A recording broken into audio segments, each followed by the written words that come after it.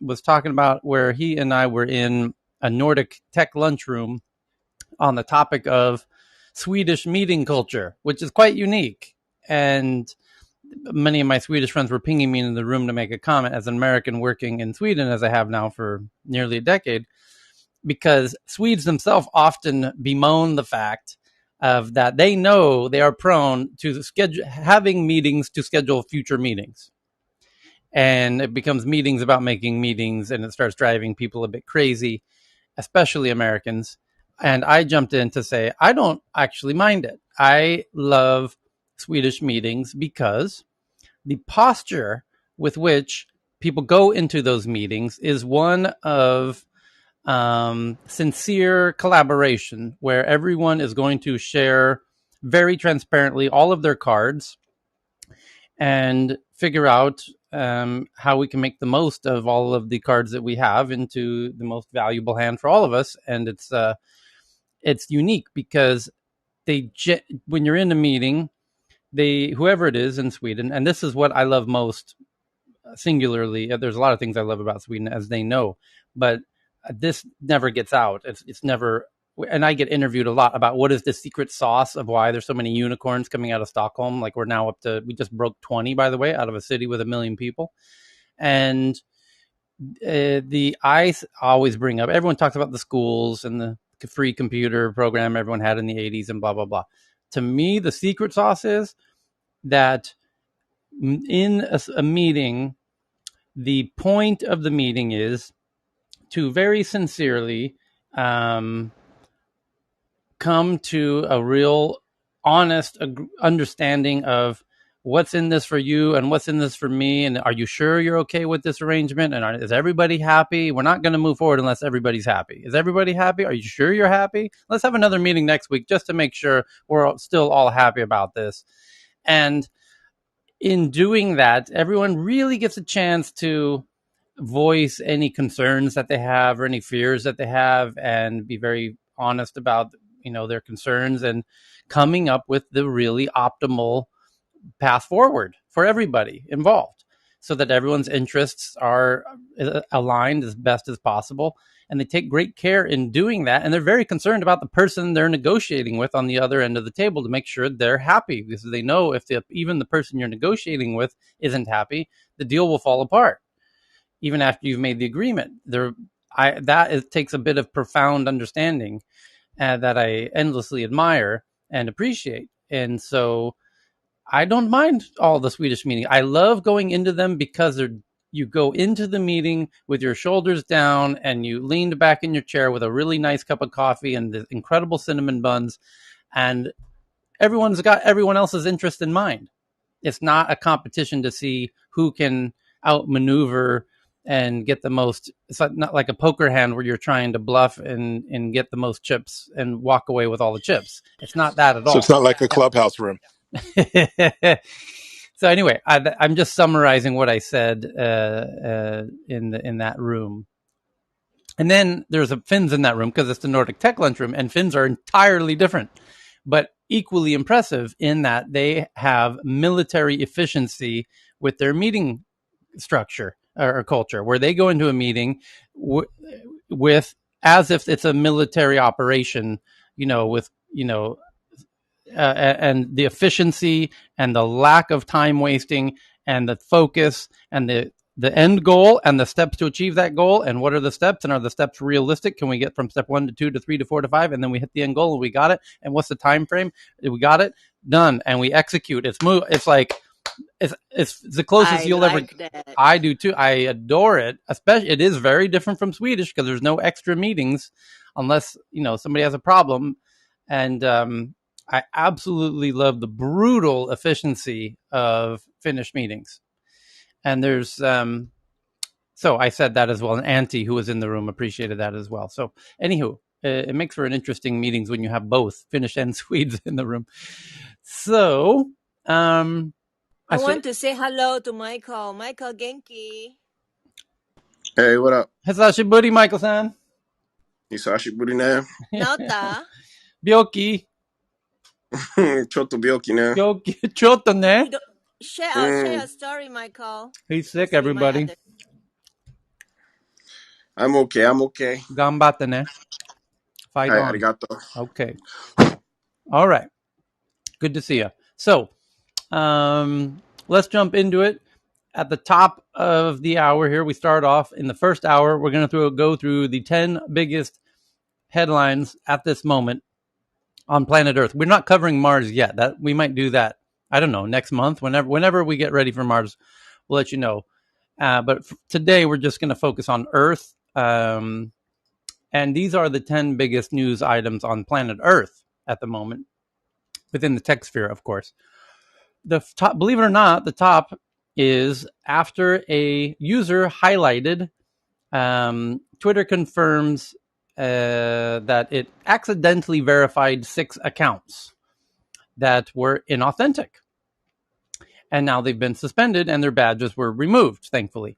And this allowed us the opportunity to bring in my friend Jane Wong from Hong Kong when we met here 7 hours ago.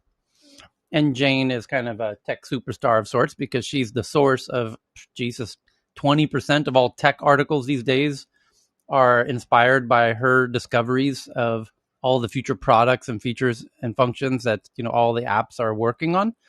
She's able to uncover those, and then all of the blogs race to cover her findings. And so, in fact, this was another such of a case where she realized that Twitter had approved 6 accounts, verified accounts. They had verified 6 accounts that were bots, which was very strange. And then she's a very crafty individual, and we've worked on a few interesting little experiments together. And then I was curious to see, we were trying to figure out, is Twitter's verification process still manual or is it algorithmic yet? Because eventually it will need to be algorithmic so that they can add on, the 100 million users that they have. I think they're up to 250 million, to be fair. So, yeah, was this an algorithmic mistake or a human mistake? And if it's a human mistake, well, that's even worse. That's even more troubling. How could a human not notice that these 6 accounts all had these interesting similarities, the same followers created on the same time, essentially? And it turns out it is human. That right now what's happening is you can apply to be verified. I myself am verified, but only because I'm, familiar with the founders and was being recruited by the founders when it was only, 20 people at the company. And that's why Jason, my partner, got at Jason on Twitter. So the even though Jason Goldman was one of the first 5 people at Twitter, anyway, that's a whole other story. So it is right now, when you apply to be verified, you will go into a long queue of lots of people who want to be verified. And then apparently the first step is somewhat algorithmic to make sure that if you filled out the form the right way, then you get moved on to the humans. And then a human has to verify it. And then you're verified. And that's why this was so concerning, because it questions whether the verifying team members who are doing this are themselves potentially corrupted, which is really problematic. And Jane also figured out the way to figure out how many people are being verified each day and who's been verified each day and how they found these 6 individuals is because Twitter has its own unique Twitter account called Twitter Verified, and it follows everyone who they verify. So you can see the past 10 people that they verified, in the past 20, in the past 100. And that's how somebody noticed, wait a minute, these 6 all have something in common. They're all Turkish, for one thing. And that kind of set off the red flags, and then yada, yada, yada. So Jane joined us and helped us unpack this really interesting story, which is currently the #1 story in tech at the moment, from The Verge and Gizmodo and 9to5Mac, PC Mag, CNET. And no doubt the Twitter sphere is going berserk because a lot of people want to get verified, and they're wondering, how the hell did these 6 bot accounts get verified? It's quite problematic. And hold that thought, because this whole issue around verification is, in fact, one of the big issues in tech on the horizon. I mean, in weeks to come, mark my words, this whole issue of identity verification of using the web is about to explode because, well, I need look no further than jumping ahead to the fourth biggest tech story of today happens to be that Google adds support for showing logos of verified users as part of an effort to improve email sender authenticity. So if you're a Gmail user, you know when you look at your inbox, it's a bunch of colored circles of who sent you messages. And if Cheryl sends me an email, I see a little pink circle with a white C, which represents Cheryl because it doesn't have her face as a photo. If she's not a contact of mine, especially. And then when Bank of America sends me an email, it's a blue circle with a white letter B for Bank of America. And now what Google's announcing today is that they've done this partnership where verified users will now have their logos be shown inside of Gmail. So in the case of Bank of America, it will now actually have the Bank of America logo present, which is obviously a huge benefit to me as a Gmail receiver and to Bank of America as a sender, and ostensibly a win-win. What's the problem? Well, the problem is this not obviously the beginnings of verifying all Gmail users, potentially? And all Google users and all Facebook users and all Twitter users, as Twitter's trying to figure that mess out. And it relates to all the other articles that the top stories of the past 2 months have been this issue between social media sites and countries like Russia and India and Indonesia and everywhere, where they're now saying, hey, in the case of India, we've got these new IT rules where you as a US tech giant platform must give us a monthly report of all the content that you've removed, that we've asked you to remove last month. And we want to make sure that you're conforming to our demands and removing all of the words within your platforms that we find offensive or concerning. And you need to give us a monthly report. Now, in that monthly report, it does show we removed the hashtag resign Modi 50 billion times, but does it say who used those hashtags? Does it show that Lakeisha used the hashtag resign Modi? And if so, how much of Lakeisha's information is shown? Because you can be very sure that in the case of Russia, for example, Russia really would like to know who are these people that say fuck Vladimir Putin. You can be absolutely certain that some of these countries, I am hesitant to even mention one particular Southeast Asian country that Lakeisha and I live in. And if you said something about particular powerful people in this country, you would never be heard from again. They are incredibly interested in who would say such a thing. You can go ahead and use your imagination as to some of the things that can't be said in some particular countries that would cause you to never, ever be heard or seen from again for the rest of your very short life. So will these countries then, now that, by the way, this leads to the biggest story when we met 7 hours ago, which is Sundar Pichai, the CEO of Google. It says now in BBC and the Times and the Hindu and the Economic Times and everywhere else, he's now saying Google boss Sundar Pichai warns of threats to internet freedom. What's he talking about? Well, he's talking about how countries now there's this battle between the big tech companies and the countries. And the countries are saying, do what we say or else. And they literally said verbatim that to Twitter last week, where they said the law of the land is supreme. Period. End of discussion. You do what we say. And they said the words or else. Literally those words. Verbatim. I'm not changing their words. And the question is, what does that mean, or else? Does anyone know what they're referring to, or else? They said there would be severe consequences. And so Twitter has now complied with everything that India wants. And so that sets the stage for India and other countries to dictate the terms, which they are now doing, and creating blacklists of words that cannot be said within their geographies and Russia's list is different than India's list, is different from Indonesia's list, is different from anyone else's list. And now you understand why Sundar Pichai feels provoked enough to make a comment to the BBC, of all places, that he warns that the threat of internet freedoms. And he says the free and open internet is under attack in countries around the world. What does he mean? He means we're now seeing the beginnings of one separate internets, because you're having different content allowed and blocked in different governments in different geographies. And that starts the beginning of different internets. China has, somebody just did a report in the past 48 hours where they tested, it was somewhere in the neighborhood of 30 million different websites that they threw at China to see if they were able to open in China. And they figured out there was like 175,000 websites that China has banned. And the question is, okay, so which websites and will become officially offensive in India? And Google will tell India will tell Google, hey, all of these sites that we don't want seen, they cannot appear in Google search results. This is the law of the land. I feel like eventually the people making these laws though are gonna fucking die. Right.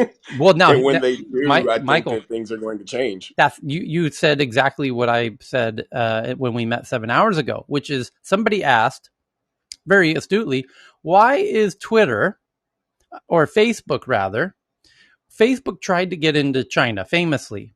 Zuckerberg visited there physically, met with Xi Jinping in person in Beijing, and spoke Mandarin to a large crowd of his affection for China, of which, needless to say, they loved that. And with rather impressive pronunciation, rather impressive Mandarin. Although his wife is Chinese, so it's maybe not that impressive. But anyway, he really wanted to get into China, and he knows goddamn well he's going to have to do whatever China wants in terms of storing the data in China and removing whatever words they don't want to use, et cetera, et cetera, et cetera, et cetera. Obviously, everyone knows that. No big secret. You're going to have to play by the CCP rules. It's super crystal clear. And of course he knows that, but of course he was still willing to go there because it's such a huge market and it's a huge financial opportunity. So the question is then, why are they so slow in complying with India when they're so fast and willing to do whatever China says? It's a good question. Right. And you just gave the answer, which is because in democracies like India, the leaders change every few years. And so you can drag your feet and say, yeah, whatever, boss. You're only the boss for another, 2 years. And we can run out the clock. And then once you're gone, so is your whole approach to running tech in your country. Exactly. It's a good point. And the thing is, it'll eventually match. I mean, you also have to take into consideration that mindset is eventually going to match up with, it's going to be in alignment with the younger mindset that's, most of our governments are old as fuck. There's like a lot of ancients running around in these governments pulling strings, and they're all going to kind of start dying off at the same time. And when these younger minds that are used to a much smaller world because they're all digitally coherent, once these minds take over, they're going to want to be able to communicate with one another. And I feel like the current system, I would even call it a universal network, I feel like is delaying the inevitable, because that's not where the world is going. Michael, I love you, but I'm going to bring up a counterpoint that maybe which too, I think you'll agree with, but I think it's counter to the point you're making, which is the FTC chair now, Lena Khan. She's 32, 33 years old. She's in now previous FTC chairs let Amazon run wild and grow, exponentially. All good. And these old folks in the US, we are a geriocracy where, the technology went wild, and because they didn't know what was going on, and now Lena Khan, the new FTC chair, is 32 years old. She knows what Amazon's up to because she's young and she gets it. And she's like, aha, this is, you need to be checked. And it's in fact the younger folks who understand, how much power these tech companies have now, that they can kind of try and rein them in. You're right. I do agree with that, man. But there's a difference between being checked and denying complete access. Right. And I think that I definitely agree with you. The younger generation will definitely we will definitely like make sure those who need to be checked are checked. But there's no way in the world we're gonna cut each other off around the world. Like Yeah. that's of zero interest. No, The but Tyler, Yes. Mohan here. Hey, Mon. Just like I said last night, Silicon Valley time, it's sort of simple-minded thinking to say that all countries are going to agree exactly the same way with respect to how whatever thing that you are considering will be controlled.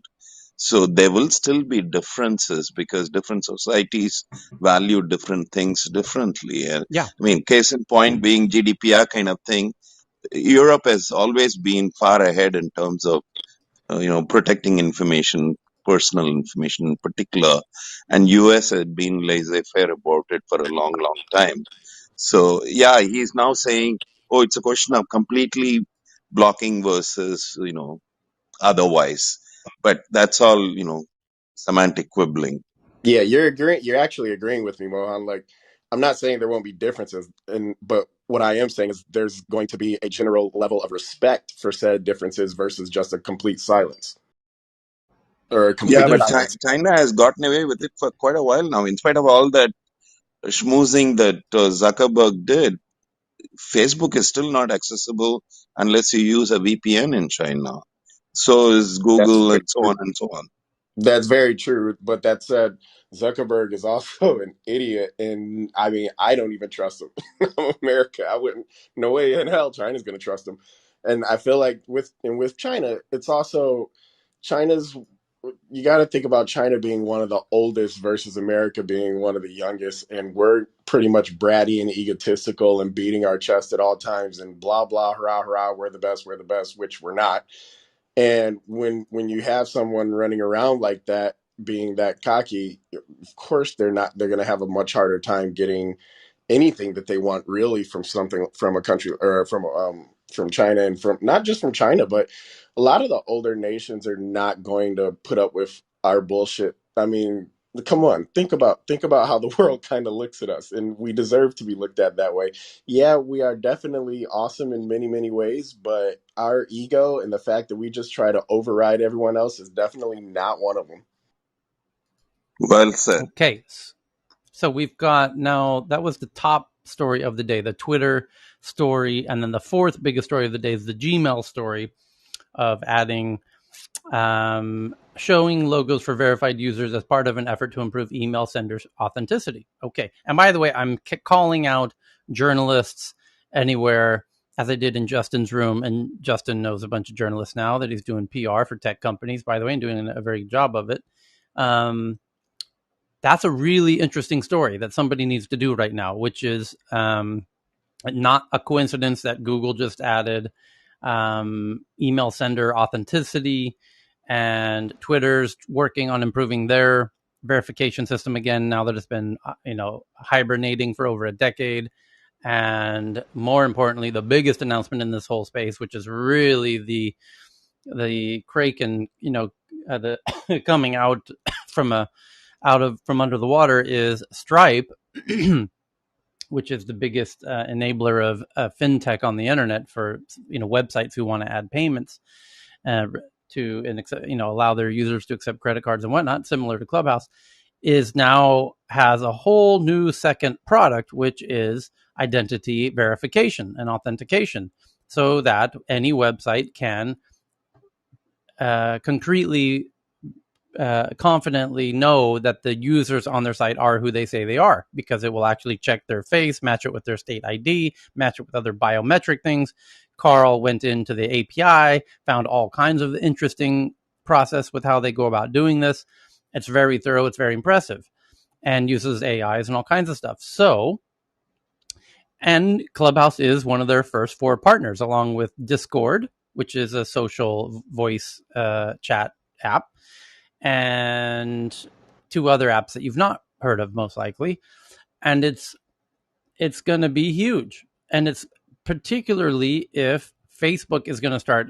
And by the way, the idea occurred to me when we met 7 hours ago, that, you know, how Facebook Connect allows you to sign on to a new website by clicking the blue Facebook button. Google's doing the same with you can authenticate yourself using your Google account to connect to some new website that you show up to, or like the New York Times. When you sign up for the New York Times, you don't give your email address, you just connect through Google. Somebody's going to have your verified authenticity.com, authenticity.com knows who I am, and for sure knows everything about me, knows my state ID, has proven I am they sent me a Oh, like postcard in the verify mail. me? Yeah. And Mm. then Verify Me could then log you in. And then that website knows not only your email address, but they know for sure you are who you say you are, that your first name and maybe even your photo could be verified, because they can do facial recognition with your photo and yourself and say, oh, yeah, that's a photo of you.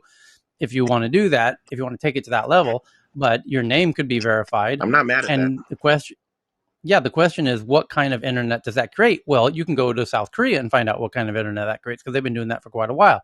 So that's why I'm saying it's heading that way. The signposts ahead are kind of pointing in that direction, with how Sundar Pichai is talking about how the open internet is sort of expiring, and the countries are sort of making their own. Not only their kind of the content on the ground are they controlling, they're also controlling the cloud in their countries. It's called Mm. sovereign clouds, and we've mentioned this once or twice over the past couple months. But to reiterate for those who missed it, Amazon's one of my biggest sponsors in Sweden, but I bounce between Amazon Cloud, Google Cloud, and Microsoft Cloud, because those are the three big cloud players and in the West. And then you have Alibaba Cloud in China. So who's tried to sponsor, but being a European event, it wouldn't be so smart of me to take them on as a sponsor. So anyway, the cloud companies know. And in fact, one of my friends at Amazon, whom I have many dear friends who work at AWS Amazon, I had arrived at Charles de Gaulle in Paris, and I didn't know that I was flying from Stockholm to Paris. The friend of mine who works at AWS, one of my friends, was on the flight with me. I didn't know that until we got on the train to go into the city.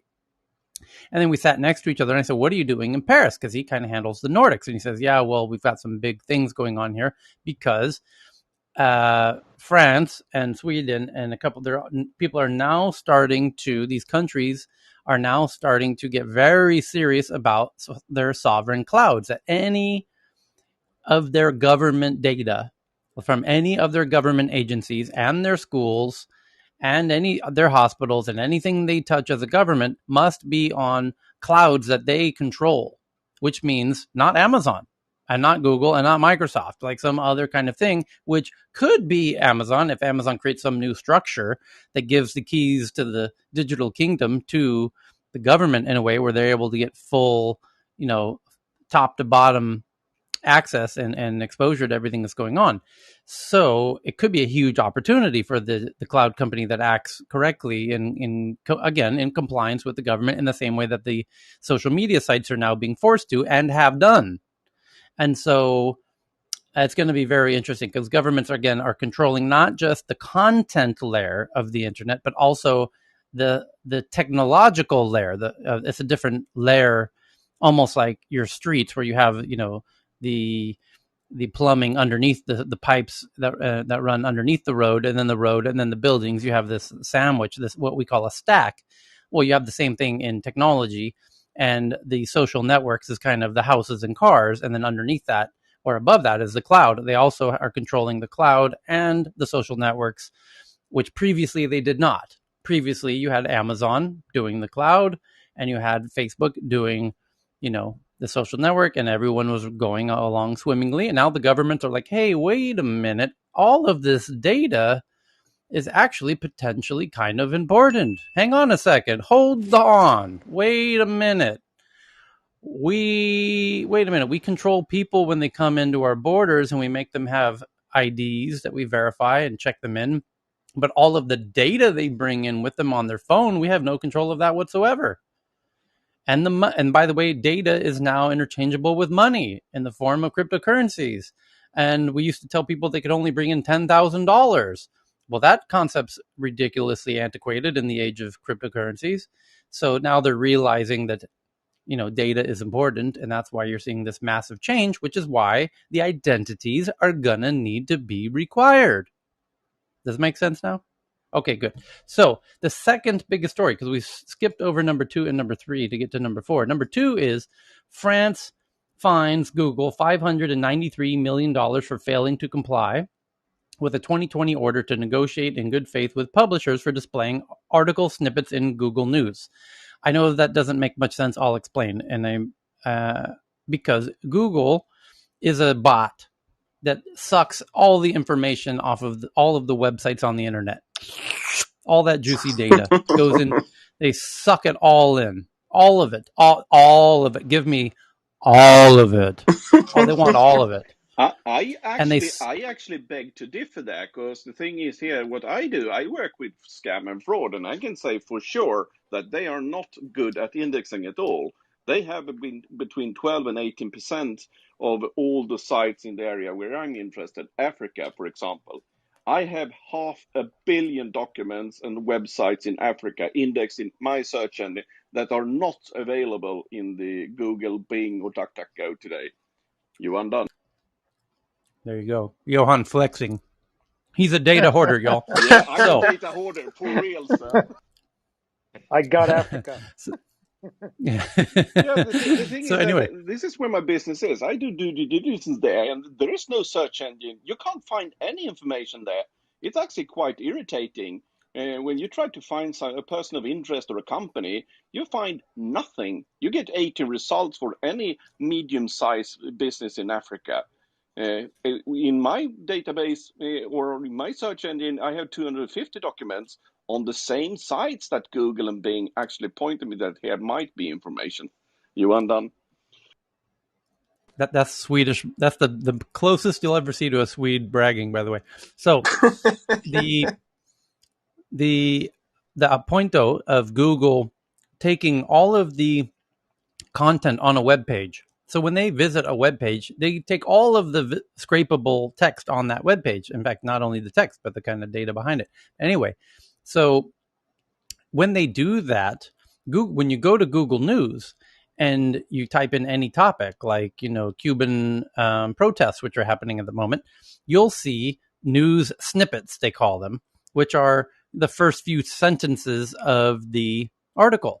And it's not just news. When you go and you search non-news about Cuban sandwiches or something, you'll see snippets from websites talking about Cuban sandwiches.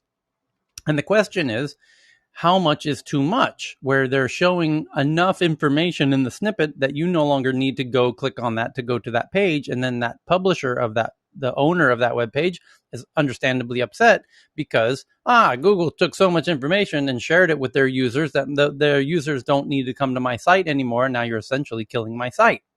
That's the issue. And so in France, the news publishers went to the government and said, Google is not playing fair and showing too much of our content on google.com and on Google News, and people are not coming to our site anymore. So the French fined Google, and they lost that, and they have to play nice with the publishers for displaying what they call article snippets. And Google's not been complying because Google's not going to comply because Google makes too much money that now France is fining Google $593 million for failing to comply in this 2020 order. And Google laughs and says, oh, that's so bad because we've made 10 times that. In the meantime, it's a parking ticket. Sorry about that. It's like a parking speeding tickets for billionaires. It's like, what's the point? So it's just one of those type of things. But also, if they're providing me quicker and better information via a snippet than you're putting into me actually clicking through and giving me that incentive, maybe the snippet is a better value than your website. And I'm not kicking these sites or anything. I'm just saying that maybe instead of complaining about that, give an incentive for, because like you just said, it's a parking ticket for them. It's not going to change. But if you're giving an incentive to click through, then I think people are probably going to click through. I mean, I very, very rarely use snippets, and I'm crawling the internet nonstop when I'm not doing other things. And I like to go through the sites. I very specifically look for sites that are efficient and give me reasons to come and are visually pleasing and have good bookmarking styles and all these different types of tools and whatnot. So I don't. It's a hard place to feel like it's hard. Yeah. Well, it's when you're on the other end of of that, and well, Yelp most notably was screaming bloody murder because Google controls how much visibility on reviews. They were taking Yelp reviews and showing them in their own Google Maps. And it's like, well, now people don't need to go to Yelp anymore because all the reviews are there. And it's like, are they helping Yelp or killing Yelp? But see, and that's the other With thing, because Pinterest and the image search. I was one of those Yelp elite guys who, for like 6 years, I've got like 500 reviews on Yelp or something like that. Most recently, like last Wednesday or something like that. And the thing about that is, Yelp itself is a keeping website that very much like I remember the people who run Yelp and how basically, I only became elite because I was friends with people who were friends with people. And there was only certain ways to get certain things. And you got invited for certain things, and certain companies were getting the right reviews shown, and companies who refused to pay Yelp were getting the wrong reviews shown. And I mean, Yelp themselves had red all over their Nasty. hands. So I mean, It again, got it's nasty. really hard.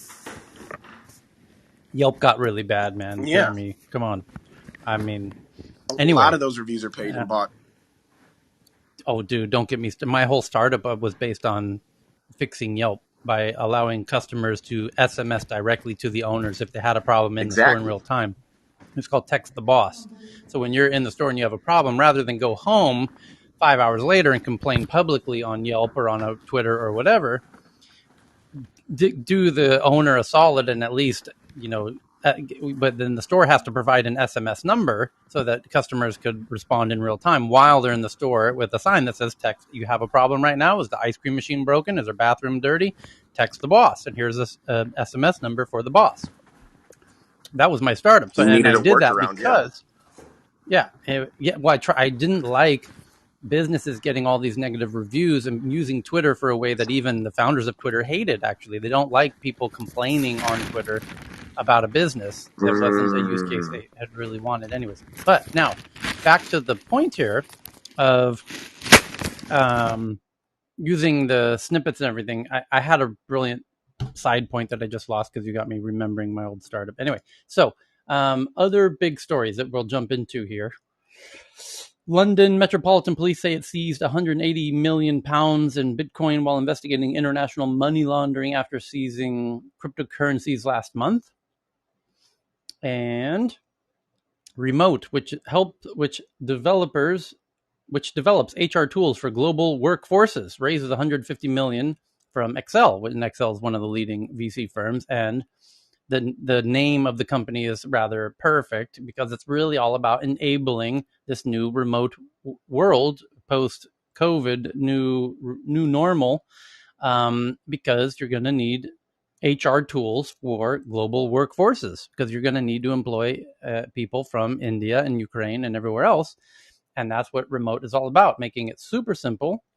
And they just raised $150 million at a valuation of more than $1 billion. And that's how you know when the investors, Excel, Sequoia, Benchmark, are investing in these solutions that are directly aimed at enabling globalization of tech workers.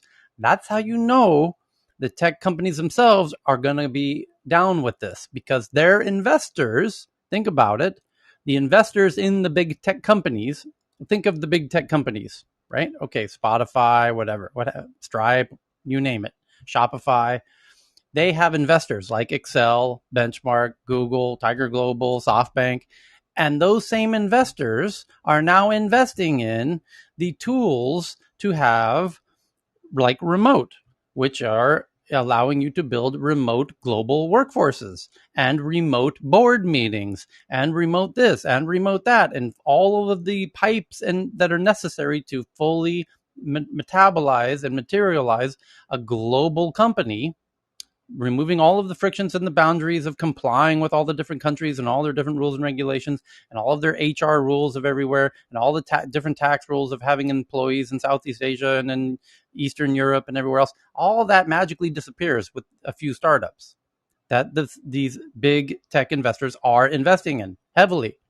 And that's how you know that this is going to happen and there's no going back, because when Excel and Sequoia and all the big VCs have their board meetings with Spotify, they tell Spotify, hey, why aren't you doing a fully remote team now? Why let's close the office. There's these new startups. Haven't you heard of them? Remote, which by the way we just invested in. And there's why are we even having board meetings anymore? We just invested in another startup that fixes this problem of even need to fly together every 3 months to do a board meeting. Let me introduce you to the founder. You see what I'm saying? You see how this plays out? When you're a startup founder and your investor at the board meeting is telling you, hey, why don't you shut down the office? Let everyone work remote. And by the way, you can start hiring, you can start hiring people from all over the world at a quarter of the price. You can hire awesome talent in Vietnam for 1/10 of the price of people in Silicon Valley. Oh, by the way, we just invested in the startup that makes that possible. Let me introduce you to the founder. Sound good? You like that? Yeah, I'll do that right. Let me do that right now. Here, are we on a lunch break, Carl? Okay, great. Yeah, let me do the intro right now. You see what I'm saying? This is all going to happen. And have you guys It's ever heard? happening. It's like, and have you guys ever heard of EBITDA and what valuations do to EBITDA? And save us some money, and you'll pay 20x on that. Right. So let me read the headline again. Remote, which develops HR tools for global workforces, just raised $150 million Series B. That's a huge Series B. Holy shit, that's a big Series B. Yep. That's like a Series C.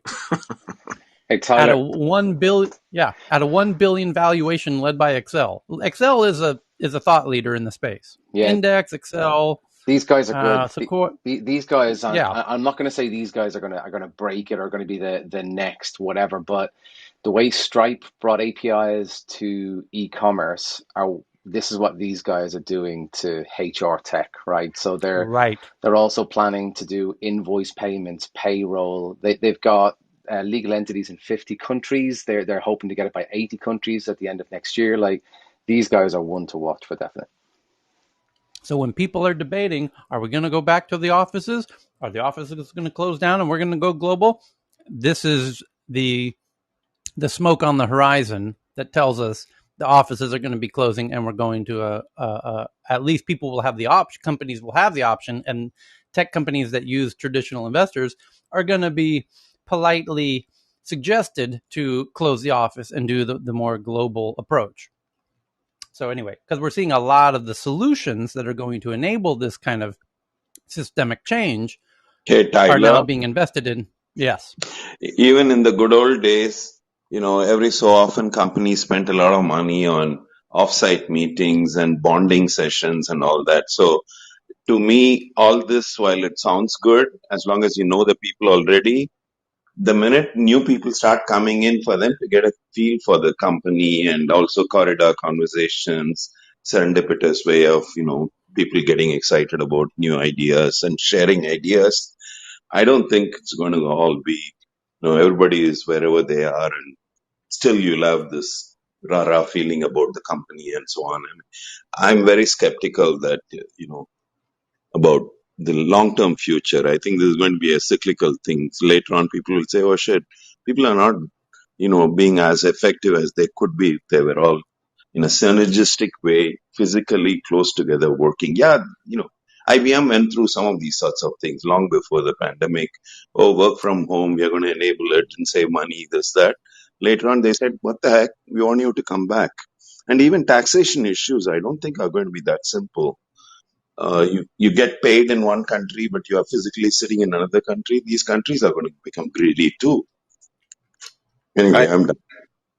also, one thing that I think people people really think that not everybody wants to be away from other human beings.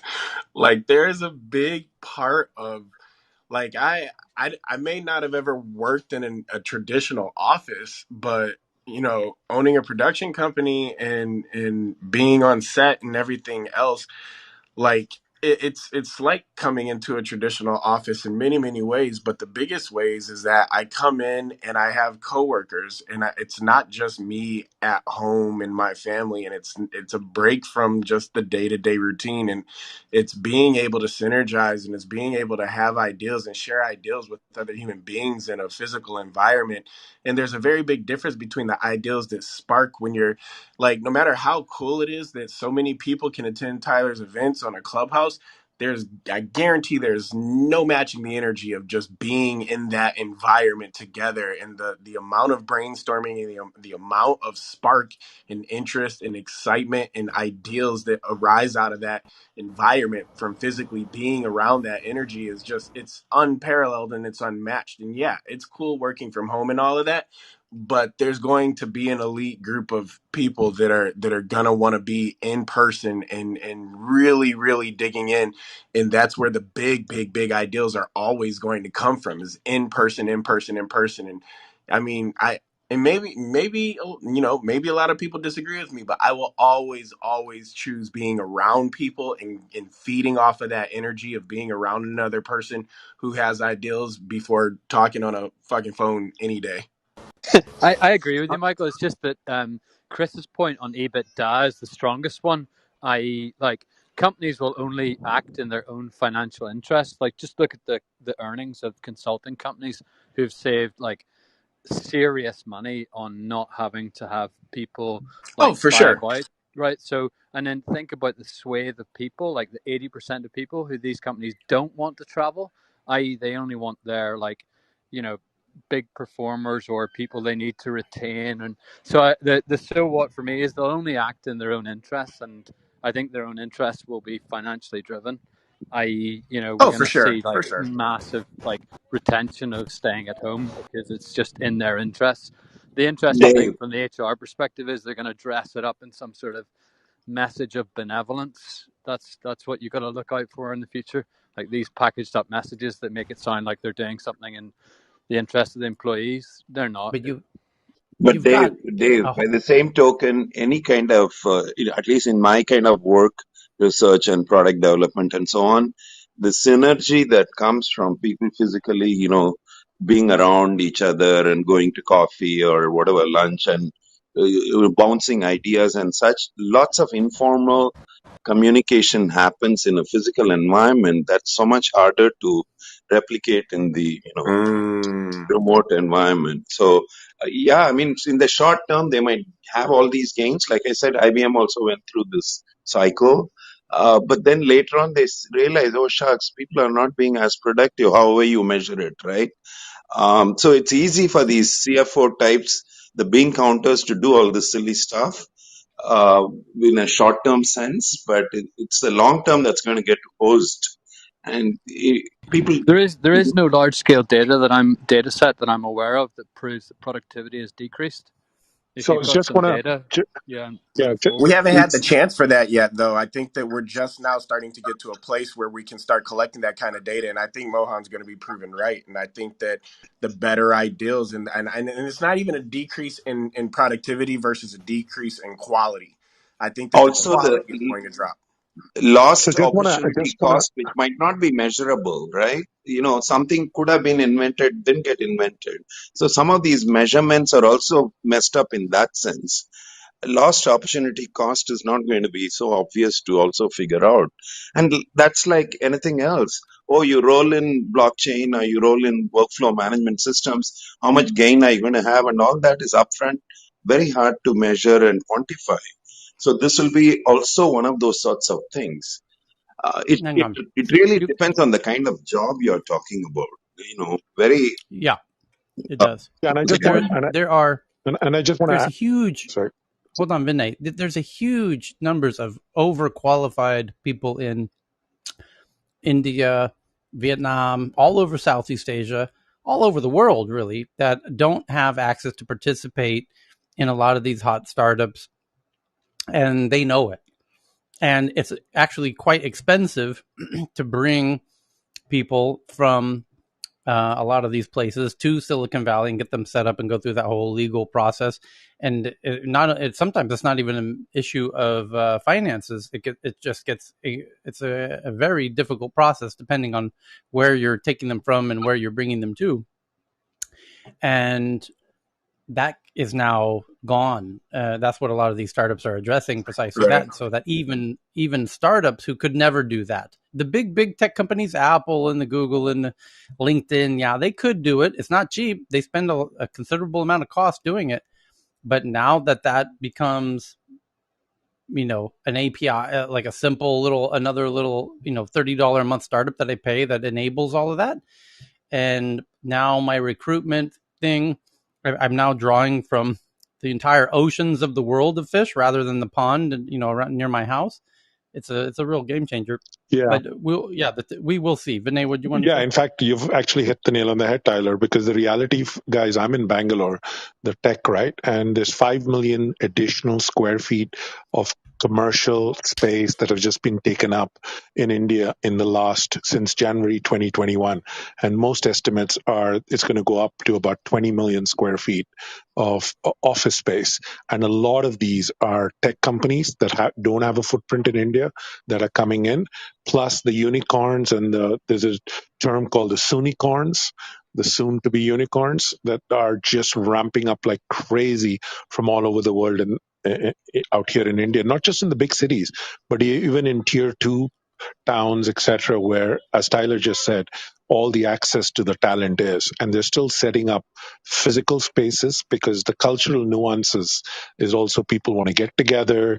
It's a much younger workforce. Most of them are single, so they want to meet and hang out and do all of that stuff. They don't want to work from home. So the reality is, on the ground here, office space is hard to come by. Okay, so we want to turn it to other topics. Back to the top 10 list. I'm just making sure we got all of the ones that are remotely interesting. Cuba's state-run ISP has restricted social media and messaging apps, including Facebook, Instagram, and WhatsApp, and that's very unfortunate. As they are having their protests that the social media apps have been taken down. I was watching some of the videos, and I've been to Cuba, and it was one of the most important trips I've ever been on. And man, I really feel for the folks there, and hope everything works out for the best. I was there when the internet was getting turned on, and that was wild to see. And apparently, what I've heard, and this could be wrong because it's hard to get information in and out of Cuba, but what started this kind of protest was that the internet went down, and they were just bummed that the internet was down, and as long as the internet is up, people can whatever their hardships are, at least they've got the net. And so as the internet went down, people took to the streets. That was kind of the last straw, the final straw, as it was, kind of ironically, because now they're taking the internet down so that their protests won't be seen. But it's kind of too late. It's like that genie's out of the ball. There's already a lot of videos of people protesting around parts of Havana. So what else? I think that's it of the interesting stories. PC shipments, control systems. YouTube says Shorts, which is YouTube's new competitor with TikTok, because TikTok recently is surpassing YouTube. And so now YouTube is making shorter videos, which is ironic because YouTube started out with very short cat videos, 2 minutes long, and then they forced everyone to get into longer and longer and longer and longer videos to compete with TV. And now TikTok is exploding, and now they want to go keep the long form content going and to compete with Netflix and everything and compete with TV. But now they also want to go back to their bread and butter, which was the 2-minute cat videos, and take on TikTok, because they kind of left that part of the field open, and TikTok came in and sucked it all up. So now YouTube says Shorts, which launched in India before expanding to 26 countries, will now be available in over 100 countries. The short form video experience arrives in 100 countries. YouTube's TikTok competitor, YouTube Shorts, is now rolling out globally, they say. And yeah, they have to, because TikTok is kicking their ass, because the kids, they have a hard time paying attention to anything longer than 30 seconds. So now YouTube's catering to our ADHD and doing 30-second YouTube vertical videos, not horizontal videos. That's the other fundamental change, and that shorts are vertical as well, just like Snapchats and tweets and fleets and snaps and TikToks, and it's all about this really short form, highly viral vertical stuff. Now, we stumbled on a really interesting topic here 24 hours ago that I just want to reiterate for those who might have missed it, which is we were talking about TikTok had updated their privacy policy recently to include the ability to take extra new data from you, the TikTok user. They are able to take what they call a voice print and a face print from you. And we didn't quite know what that was about, but we think we do now. And it's fucking incredible, because we were reading yesterday about a startup who just raised a bunch of money for what they call voice prints. And we had seen that word before. That's the word TikTok used in their new privacy policy. Now watch what happens. This is kind of crazy. So this voice print company that just raised a bunch of money, what they do is they take somebody's voice, like Obama, like Trump, like anybody, like you, like your mom. And then once they have enough of your voice, you can then put in any text you want, like the book of Genesis, or, take any text, some Dr. Seuss book, and you put in the text, and now the human voice can be synthesized to read that text. Doesn't matter what the text is. And it will sound like Obama's reading Dr. Seuss's Cat in a Hat, or it'll sound like Donald Trump is reading, the book of Genesis, or whatever the text is and whatever the voice is. So you get enough of the voice reading, enough text. And Jean Francois, you can jump in here, because this is kind of your neck of the woods as well, is now you add in the face. That's the voice prints. Okay. So TikTok said they're going to take voice prints, and now we know what voice prints are. You're going to be able to synthesize my voice to say anything in the future. And then face print, we now understand, is you take somebody's face, and now when you're watching a TikTok video and it has some celebrity in China doing some dance, and it's become a viral video in China, and they know that when they bring that video to America, if they use the same Chinese celebrity that nobody knows in America, it's not going to be as viral as if they have some American celebrity doing the exact same dance. They just change the face and change the voice. You see where the voice print comes in. And so now it's the same content, but with a synthesized face and a synthesized voice. So they can optimize the virality, because they want to make sure that they're sending you this really viral content, whatever's perfect for you. So the next video you watch will feature the person who is most attractive to you, that you're most likely to watch, and watch the whole video and not scan past or swipe right on. So they could make sure that all the content is, your kids' videos, and videos they never created themselves. There's other kids in other parts of the world doing viral videos, but they're now showing your kids' face on their bodies, and their voices speaking the words. And it's your kids doing all this stuff. They never did it in reality, but it's now being shown to you in TikToks. And your future ads that you watch, they will optimize the ad to be the most optimized face and voice, because they know who you are likely to watch and not swipe past. So again, it might feature you in an ad saying words you never said to yourself about how you could lose weight. And they could even show you 20 pounds lighter or 10 kilograms thinner and looking a little more, with a full head of hair, heaven forbid.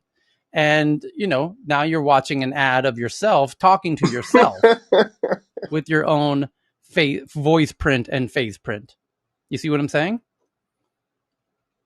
And TikTok are really good with it, like with the robot voice that they use, and all the song that you can choose just to make a video. It's You have like to have it could be a really simple video, but because you choose this song, it will have like a tremendous amount of viewers. It's amazing.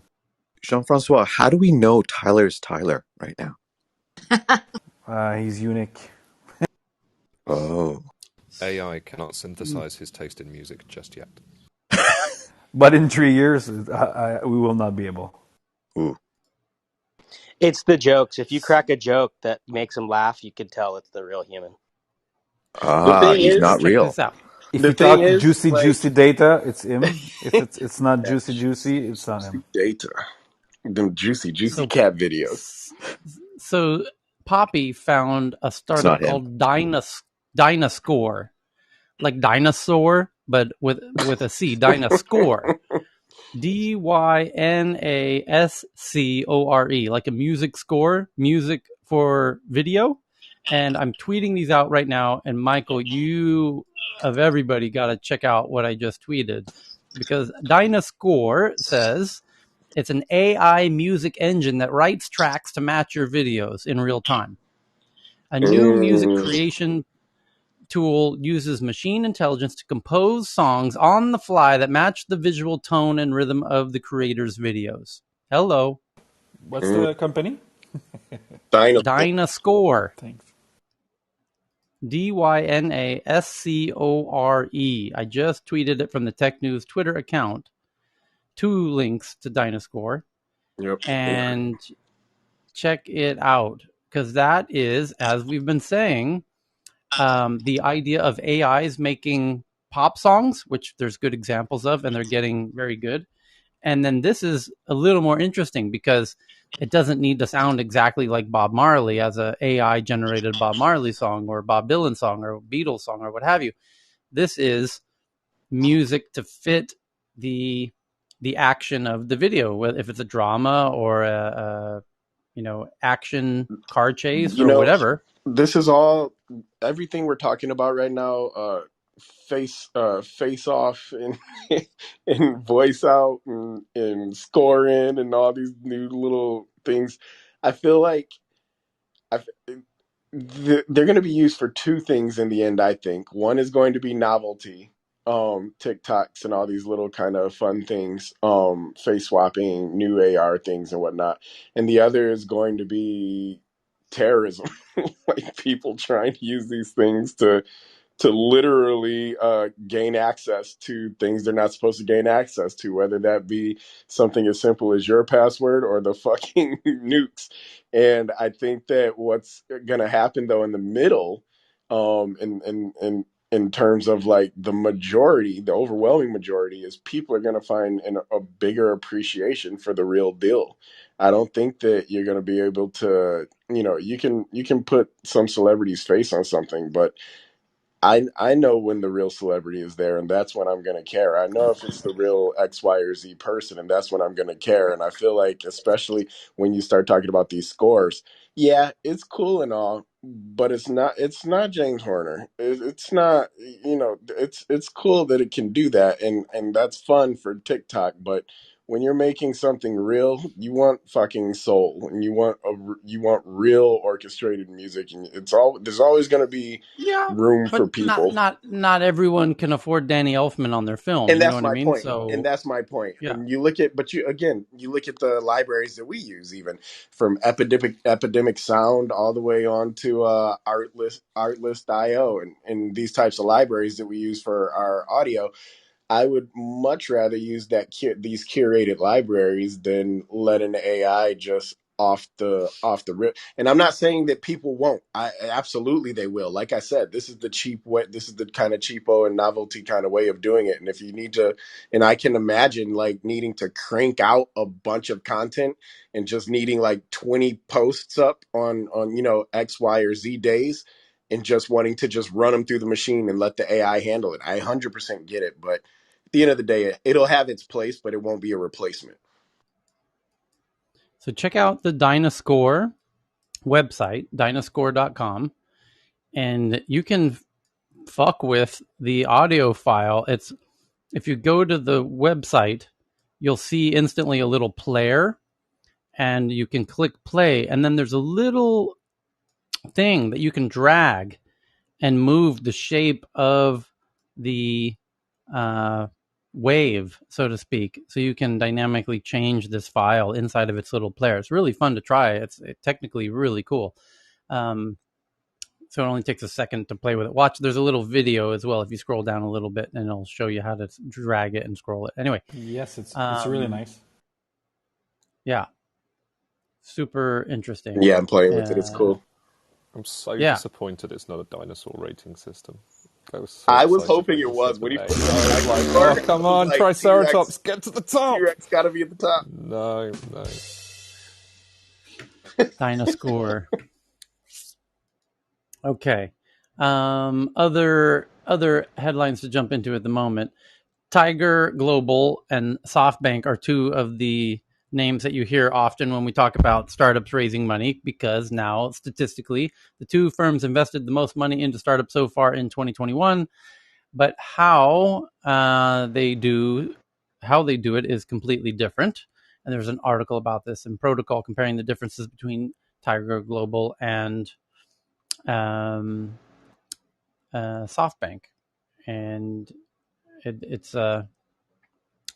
it's an interesting comparison of the two tech investor giants these days. So it's a long article, but it's a fantastic read. So I'm tweeting that out. And what else do we got? Apple sued by medical device maker over Apple Watch Series 6 because of the pulse oximetry, the ability to the medical grade pulse oximeters used in the hospital. Heyman, you sent this one in. Did you have a thought on this one? Is Heyman with us? Yeah, sorry. Yes. I'm sorry, I don't have access to the computer right now. Do you mind? I think I might have sent it to Heyman, actually. Sorry? Uh-huh. I think I might have Any sent that thoughts one on to it? Heyman. Yes, you did. Yeah. I did. And you've got the MedTech news in about an hour and a half, right? Correct. That's correct. Okay. So we'll do the deep dive on that one in an hour and a half when Heyman opens the MedTech room with the other folks there. And there's a website about a new campaign. Hang on. Sorry. So it's What's up, Massimo suing them. So that's a big deal. Massimo basically is in like nine out of 10 hospitals, and their big franchise is pulse oximetry. So if they can prove Apple, infringe, this could be a big deal. And also remember, Cardia is also suing Apple for the whole EKG stuff too. So Apple has this habit of taking on products and say, "Oops, we'll pay you later," sort of thing. I actually know the founder of Massimo because we were supposed to do a project for Massimo, and the person that Apple hired was the CTO of that division. So this is real. And the problem is Apple Watch is not truly a hospital grade product. So a lot of people get a false sense of security. I mean, it's convenient, but it's not accurate. So I think go ahead, Anne-Marie. Well, look, I think you can look at my LinkedIn to see from whence I came. So I have to be a little bit careful of what I say here. But I've known the founder of Massimo. I've known Massimo a long time. I've worked with Massimo for 12 years and at Massimo for part of that time. And frankly, their former chief medical officer is a very close personal friend and was hired as the first chief medical officer at Apple. So Apple was working on thinking about this kind of medical sensor technology a very long time ago, and I think was strategically looking, and certainly he wouldn't have been the only one. Now Apple's packed with medical folk from other med device companies, and he's still practicing clinician actually. But you can also track down Massimo's history around its IP, and Joe Chiani is a brilliant, brilliant man, and he really created something entirely different than the pulse oximetry we all think about today. Is like you can go to Walgreens and buy a pulse oximeter. What Massimo, the reason they're in 9 out of 10 hospitals around the world and they're considered gold standard, it's the only thing that my foundation uses to screen newborns around the world is this tech, because they figured out how to pull the signal from the plethysmograph and that little red beam of light that's in a pulse oximeter to cancel out the noise and reduce motion artifact, which was the biggest failing of pulse oximeters since the advent of pulse oximeters. So, and they were very, very careful in the early days of Masimo of structuring their IP around that. And so, what subsequently happened is as pulse oximetry became more and more ubiquitous into different parts of the hospital, not just an ICU, for instance, like they'll start using it in the emergency room, and now we use it in the newborn ward and all of this. That other med tech players, not consumer devices, got really active in the space, and Massimo just lawyered up. And so they've become the billion-dollar company they've become, at least in part, due to literally at this point almost decades of being able to have royalties and winning lawsuits against the likes of Philips and Medtronic. And this is all, on the public record. It's very easy to find if you just search it out. So I think that's part of, kind of who they are as a company, is being very protective of the technology that they sort of fathered in a way. And I don't know how that translates into the consumer space, because I just have a ton of expertise there. But every one of these watches and sensors that are out there are trying to claim to do these biometric readings now. And I know the term I gravitate to is sort of like tech versus toys. Like the tech is what's in the hospital, and the toys are the thing you wear on your wrist. But it's hard to think about just stopping one of those players in the field when there's so many right out there now that you can go out and throw one of these things on your wrist or anywhere else on your body, sensor patch. So it's going to be really interesting to see how it plays out. So I hope that was a little bit helpful, or background context. And I say that with love in my heart for Massimo as an innovative company that we've worked with as a foundation. Hey, Anna Marie, this is Mohan. This reminds me of a few years ago when at my IBM Almaden Research Lab, a professor from Stanford came. Unfortunately, I can't remember his name.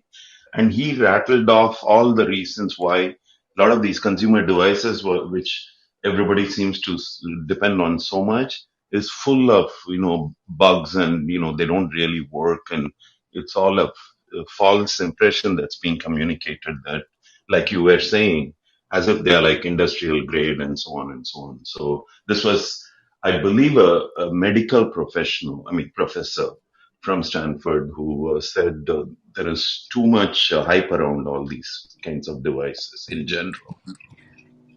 Well, the fear in What is it? general is that people, especially in the age of COVID, right? You can't have everyone at home, throwing on their Walgreens oximeter, or, I don't know how good the Apple Pulse oximeter is or isn't, but really deferring to those devices and flooding the emergency rooms, right? With potentially false. So that's the whole, for those of us who research in the medical space, it's false positives and false negatives, and they're both bad.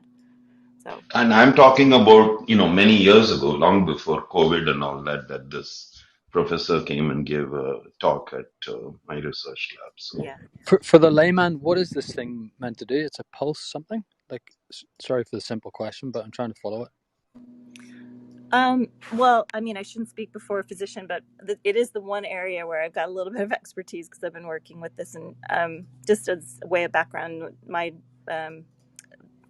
worked in health policy for a long time before my third daughter was born. She was diagnosed as a newborn just prior to discharge, 3 days old, with critical heart defects. And, I sort of went on to set up a research pilot around that, and in Minnesota, a multi-center pilot, including Mayo Clinic, to look at whether pulse oximetry, which is just, again, that little red beam of light. If you like sprain your ankle today and go into clinic, they're going to throw one of these things on you to tell you what the amount of oxygen is in your blood. That's ostensibly what the technology does. And it's a really, really useful indicator for what's going on inside your body. It doesn't tell you what's wrong, but it tells you something is wrong. So good pulse ox will hit the nail on the head, and then clinicians need to sort of suss out what's causing your body to have an abnormal oxygen saturation. So today, because of what happened to my daughter, every baby that's born in the United States is screened with a pulse oximeter before they leave the newborn nursery. And I think, we've largely been able to reduce those undiagnosed congenital heart defects, pneumonia, sepsis, the things that babies died from because they were being sent home from hospital without that diagnosis. So it's a really super, it's almost like the fifth vital sign. I refer to it as the fifth vital sign, and I think every hospital, every frontline health worker ought to have one. And Dave, remember with the COVID, that was one of the biggest things, right? So people were asked to do a pulse oximeter after they got infected to gauge how severe their symptoms, issues were, and to when to go into the hospital. When it's 92% or less, they were recommended to go into the hospital. So that's why I Typically, think, people use a clip on their finger to do this, right? yeah, That's the simplest device. they buy the $15 device from China, basically. It works. It's fine for surveillance, but for detailed medical use, it's not that reliable, but it's good. Yeah, and beautiful story from Anne-Marie. Love that. Yeah. Mm-hmm. All right. So a whole bunch of I've been digging through the tweets that people send in, and boy, do they send in a lot. I've caught up to the last 10 hours. So if you've tweeted in the last 10 hours, I'm just seeing your tweet now. If you tweeted more than 10 hours ago, I've seen your tweet, and I picked out my favorite 30 that I'm going to share right now. And then hopefully people will jump in with insights, will allow me a little time to get through the other tweets that people have sent in the past 10 hours that I've not yet seen. So here we go, in no particular order. From Poppy, that climate change will unevenly impact the European financial system, that will impact those parts of the financial system most exposed to its disruptive effects. And there's a call. I just tweeted this out, so you can see it at the Tech News Twitter account. And by the way, all of these next 30 headlines I run through will all be tweeted in real time to TNATW. You just look at my photo to see the Twitter account kind of in the text above my head.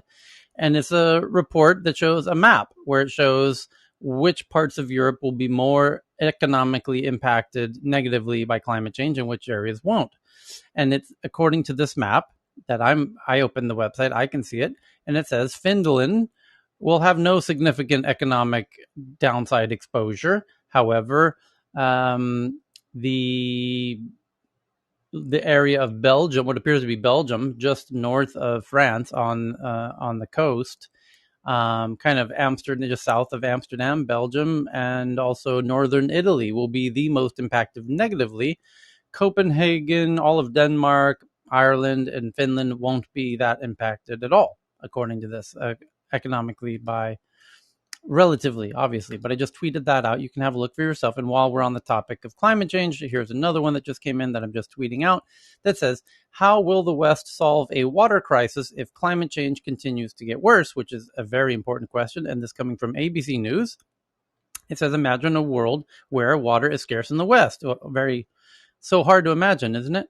Or at least stretches the increasingly hot and dry landscape and a decades-long mega drought spurred by climate change, which has led to alarmingly low reservoir levels in the region, nearing or at records in some cases, and add urgency to considering this consideration.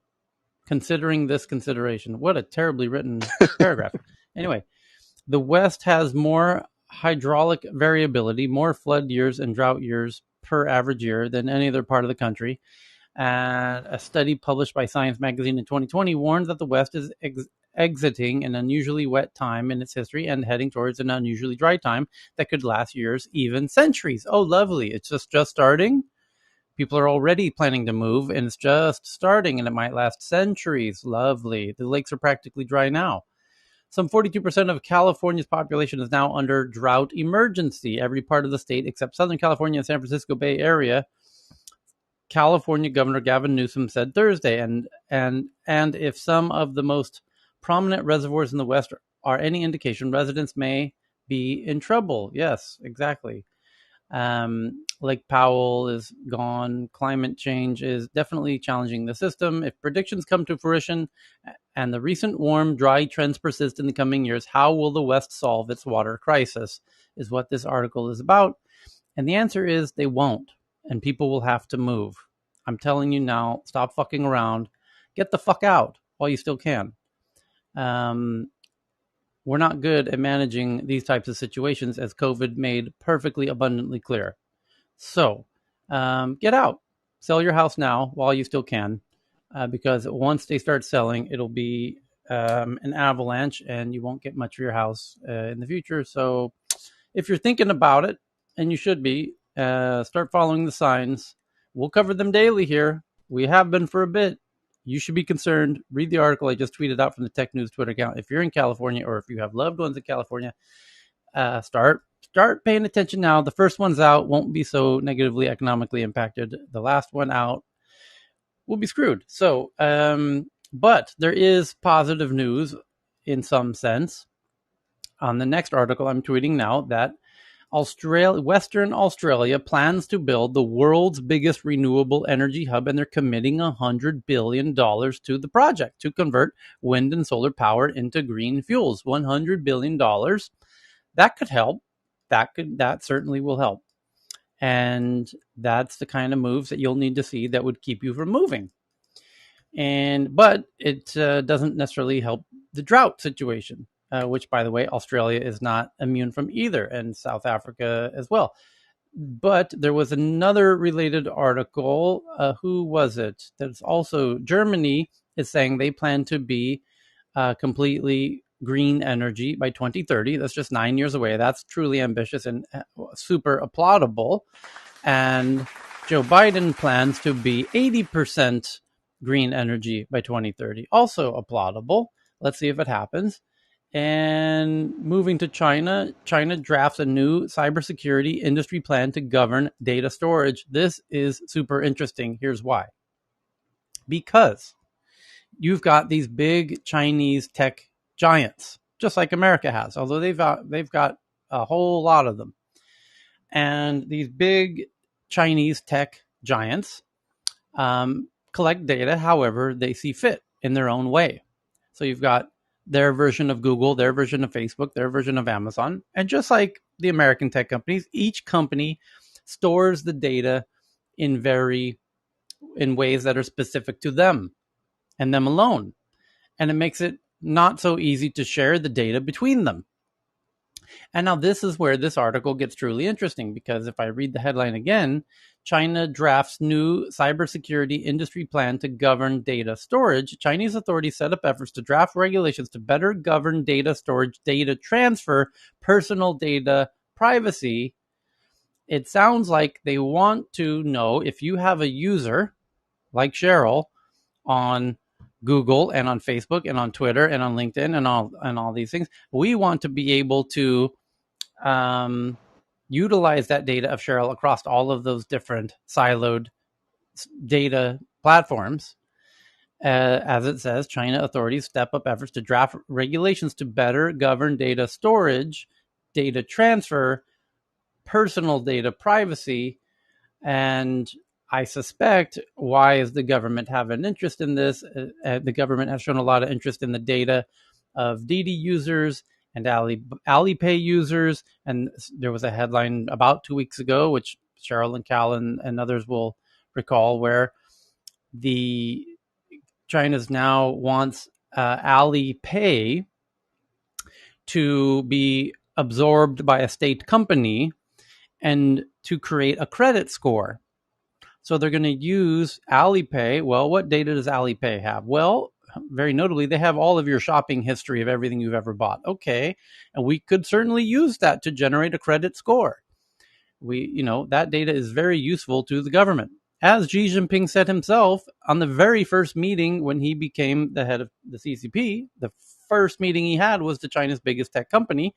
And what he said on the record published to the head of Tencent, Pony Ma, is, wow, you have an amazing collection of data. This data would be incredibly beneficial to the government. And that should give you some little bit of a hint as to what they've got in mind now with regulating how these tech companies collect and store and share and transfer data, which the state clearly has an interest in. So I think what's happening is the state wants to build its own massive, all-encompassing mother database of all of these users. and they don't like the fact that Cheryl's information is not so easily aggregatable, split up and balkanized amongst 10 different systems, is they want to have an integrated system. And that's why the article says China drafts new cybersecurity industry plan to govern data storage. This is my guess, based on other headlines we've seen about how they want to use the tech companies' data to benefit the state. And this is what we were concerned about. Or Cal and I very specifically were like, this is starting to seem very concerning, how they want to build a credit score system using Alipay's historical data. They're forcing Alipay to merge with the state-driven entity, with giving that data to the state to build a credit score for all the consumers. Okay, now what happens if we also add in all of their Didi, like Uber driver delivery data, and all of their e-commerce data? Oh, and what else do you got over there? You got some video game data? Great, let's plug that in too. Anyone got any sleeping data? Anyone got any medical data? Great, let's plug this in too. And let's get a real beautiful picture of Cheryl across all of the big tech apps and merge them all into one. This is the true dystopian nightmare manifested, when the state is merging all of the data sets of all the big tech companies into one in a way that they cannot do themselves. Amazon's not going to merge its data with Facebook and with Google and with Twitter and with, the medical, your actual medical data and your education data and all this other data. That's what this managing governed data storage transfer user data. China's Ministry of Industry and Information Technology said Monday it has issued a 3-year action plan to develop the country's cybersecurity industry, estimating the sector may be worth more than $38 billion by 2023. We'll see. I hope I'm wrong. Hey, Tyler, isn't it also somewhat ironic that in spite of all the claims made by the West that, all these companies are already sharing all their information with the Chinese government, they are still doing this? So that presumably means that all these claims made by the Western powers, accusing Huawei and so on of sharing, all sorts of information with the government, probably wasn't true, because otherwise, why would they have to go through this new law and this and that and No, I beat don't them think up? that's a natural conclusion, though, Mohan. I think they may have. It's about integration of the data, right? So they may have been sharing it. They just want to get more organized now, right? And Right. and Yeah, and they do can. and They, coordinated with the federal government.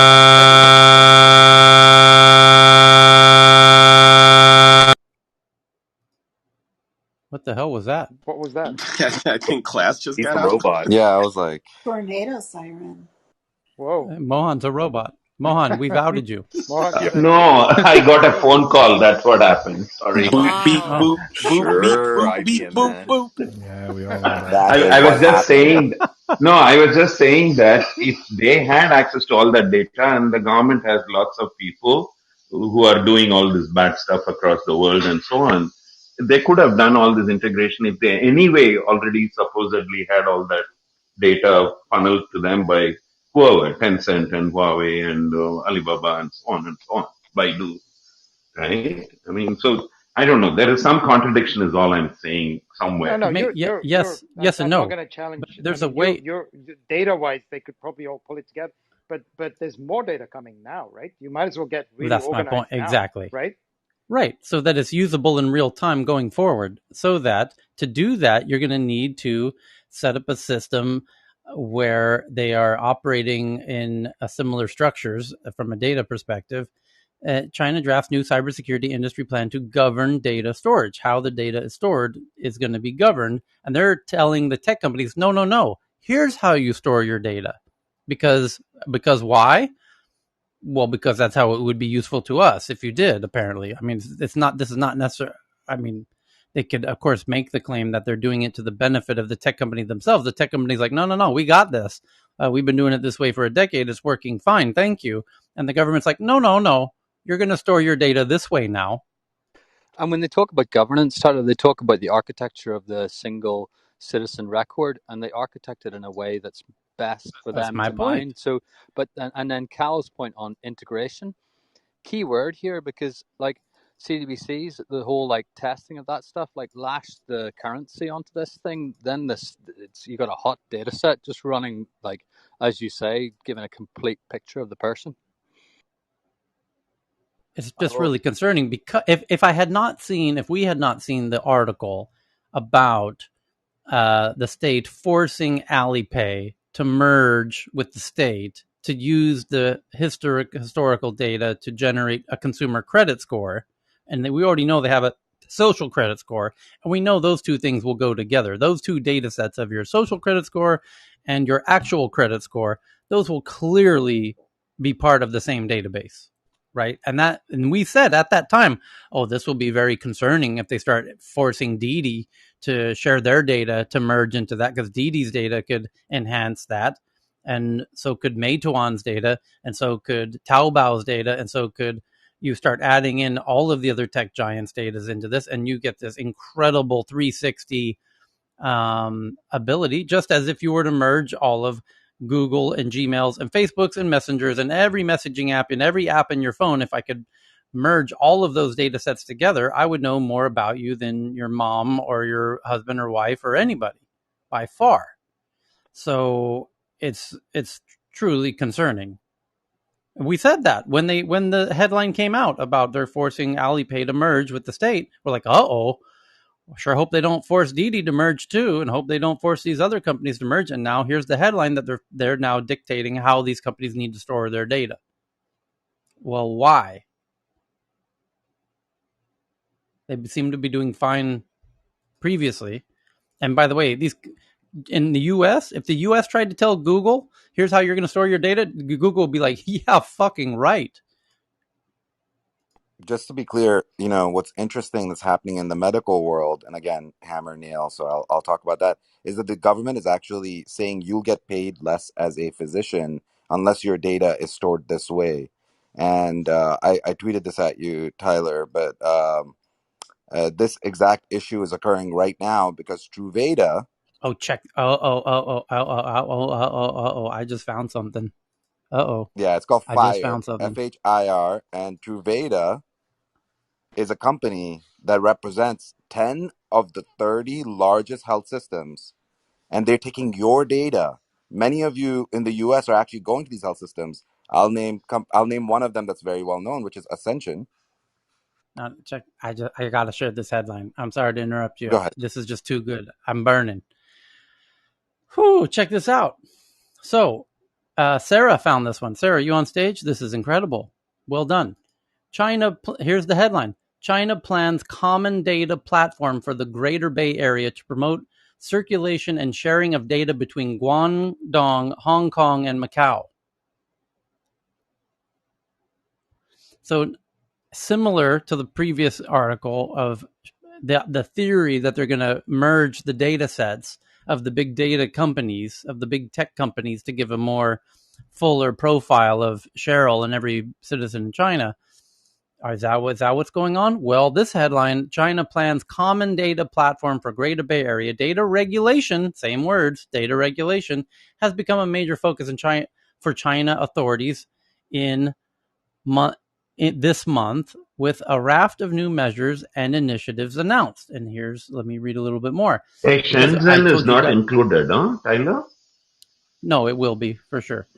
China's southern, it says Guangdong province, and Shenzhen is in the Guangdong province. You have Guangzhou, Macau, Shenzhen. It names it right here. It says China's southern Guangdong province said it plans to build a common data platform for the Greater Bay Area that includes Hong Kong and Macau, and will build a data trading market in Shenzhen, part of efforts to regulate data more thoroughly. That's the article.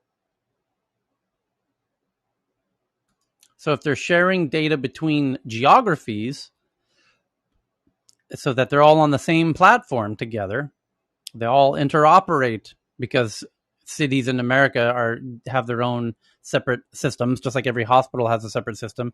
And that's really one of the big sadnesses and unfortunate realities of America at the moment, is everyone's on a totally different medical record storage system.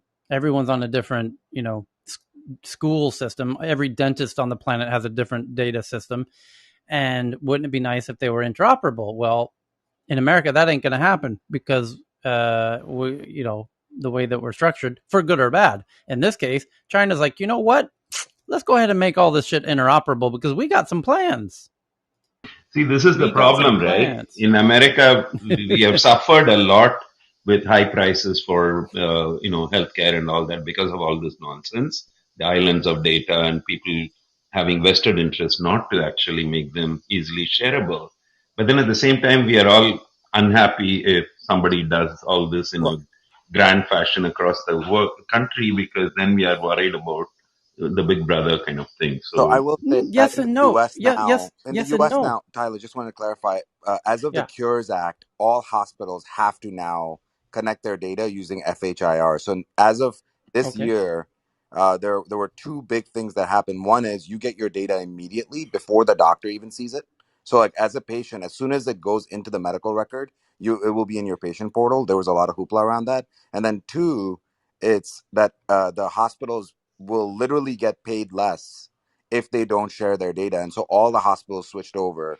And now all of the hospitals, in terms of their medical record systems, have to be interoperable, in, at least at the base level. I don't think that the level of quality of that interoperability is there, but it already happened. And so that is this year. It went through and was And put.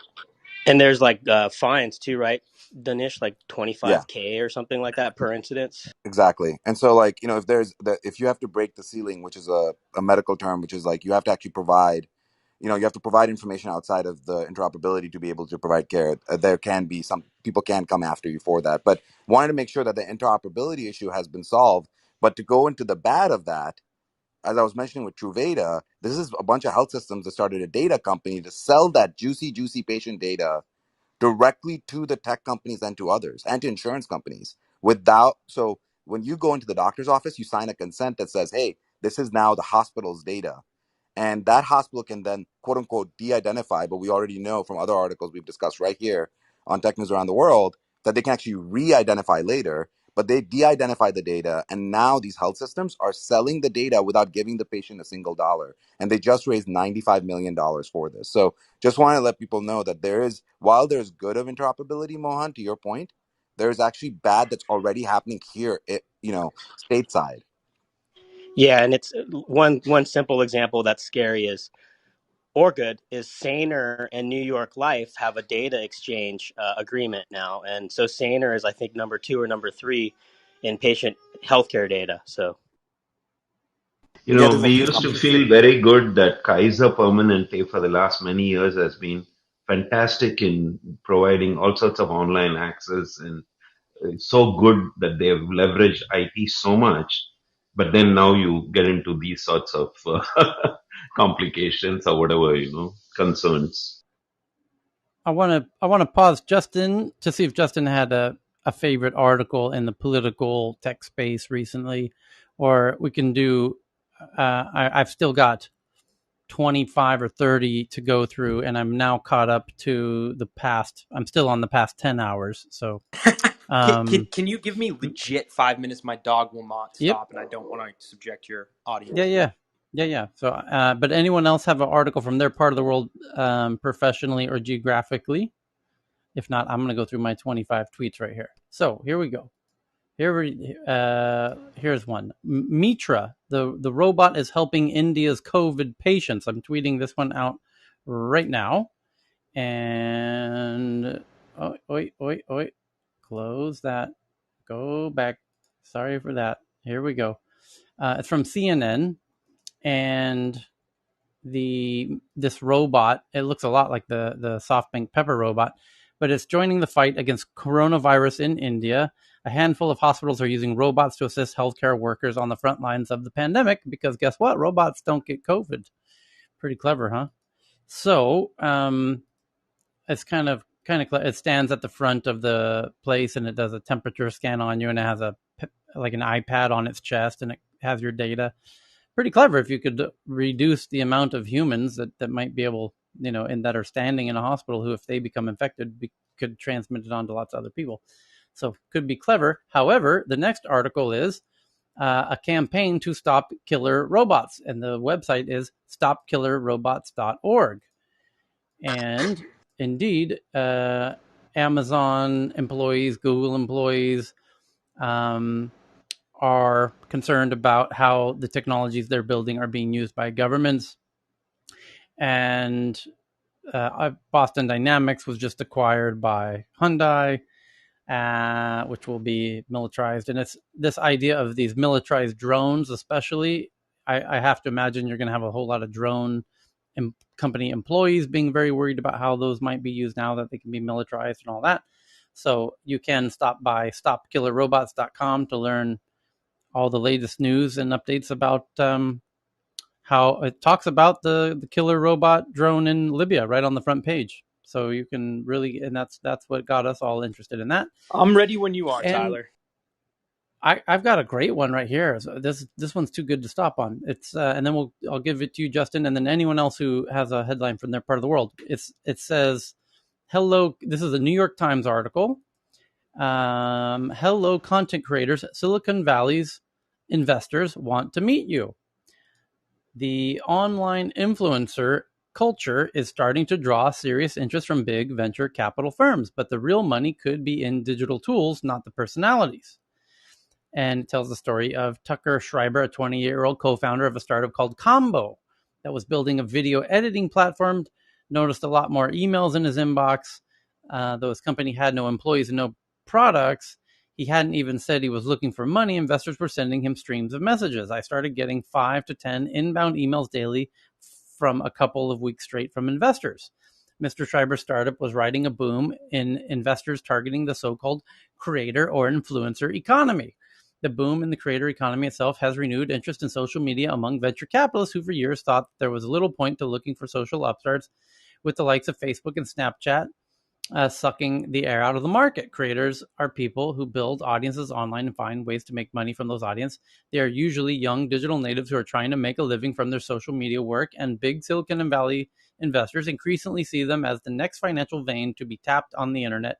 The creator economy, which provides digital tools to influencers and helps them run their business, is a huge, largely unexplored market because it's about money now, folks, not about the clicks and the likes and the follows. It's about the real cash, dollar bills, y'all, because we're going to be selling stuff. We're e-commerceifying our social media. It's called social commerce. We've been talking about it every day for about 3 months now. Welcome to the Wow, party, New that's York come up Times. again. Well, welcome to the party. It's called social commerce. It's coming in heavy, and this talks about how several startups that are being hounded by Silicon Valley investors as they're getting more excited about social commerce. And last month, for example, the venture firm Founders Fund, which is a very important VC firm and very forward-looking, took the lead in a $15 million investment round for Pietra, a startup aimed at helping influencers launch product lines. In April, 776, a venture firm run by Reddit co-founder Alexis, and Bessemer Venture Partners announced a $16 million venture into Pearpop, a platform that helps creators monetize their collaborations and social media interactions. The list goes on. In February, high-profile venture firm Andreessen Horowitz, the leader investor in Clubhouse, led the investment in Stir, a platform that helps creators manage how they make money, valuing the company at $100 million. Dispo, a photo sharing app that mimics the experience of digital cameras, received $4 million, and on and on and on and on and on. As in April, Clubhouse raised $200 million and at a $4 billion valuation. Here's the quote: "When I first started in venture capital in 2016, there was this pervasive belief that it would be really difficult for another major social network to come along," said Li Jin, founder of Atelier, a venture firm focused on the online creator world. And TikTok upended all of that by focusing on influencers. The app forced changes from traditional social networks like Instagram and Twitter that shied away from catering to people. And now they're all e-commerceifying. And now the investors are excited because they see the opportunity that we've been talking about every day for 3 months now. Welcome to the party. There's another one that has Welcome. been announced today in India, similarly along the exact same lines. Trell has raised $45 million from Mirai and H&M. It's Series B, and it is already powering 50 million 18 million creators that have created content exactly along the same lines as what you're saying. And last week we had Dealshare, you might remember, that raised 144 from Tiger Global. That's it. I'm not surprised. Trell. Yeah. Trell, yes. We were talking about Trell when we met 7 hours ago, and we read that article, and I said I want to invest in. And I'm sorry. Sarah? Did you say that H&M invested in that? Yes, correct. Oh, goody. Froz, I think we have an in. H&M are dear friends of mine in Faraz has Stockholm. got an in another way. Yeah. Okay. I don't doubt he does. Well, now we got two ins. Tyler, I have something related to the creator economy that perhaps I Go can. ahead, JT. So it's an article Well, that I by the way, we're going to Justin next. I'm Go ahead, JT. patient. No need to Okay. cater to me. I'm here along for the ride, Okay. folks. All right. So it's an article that I recently just tweeted out. It's Rec Rooms introducing full body animated costumes. So this plays into several facts. So Rec Room, which is a social VR platform on several devices, recently expanded to Android users as well.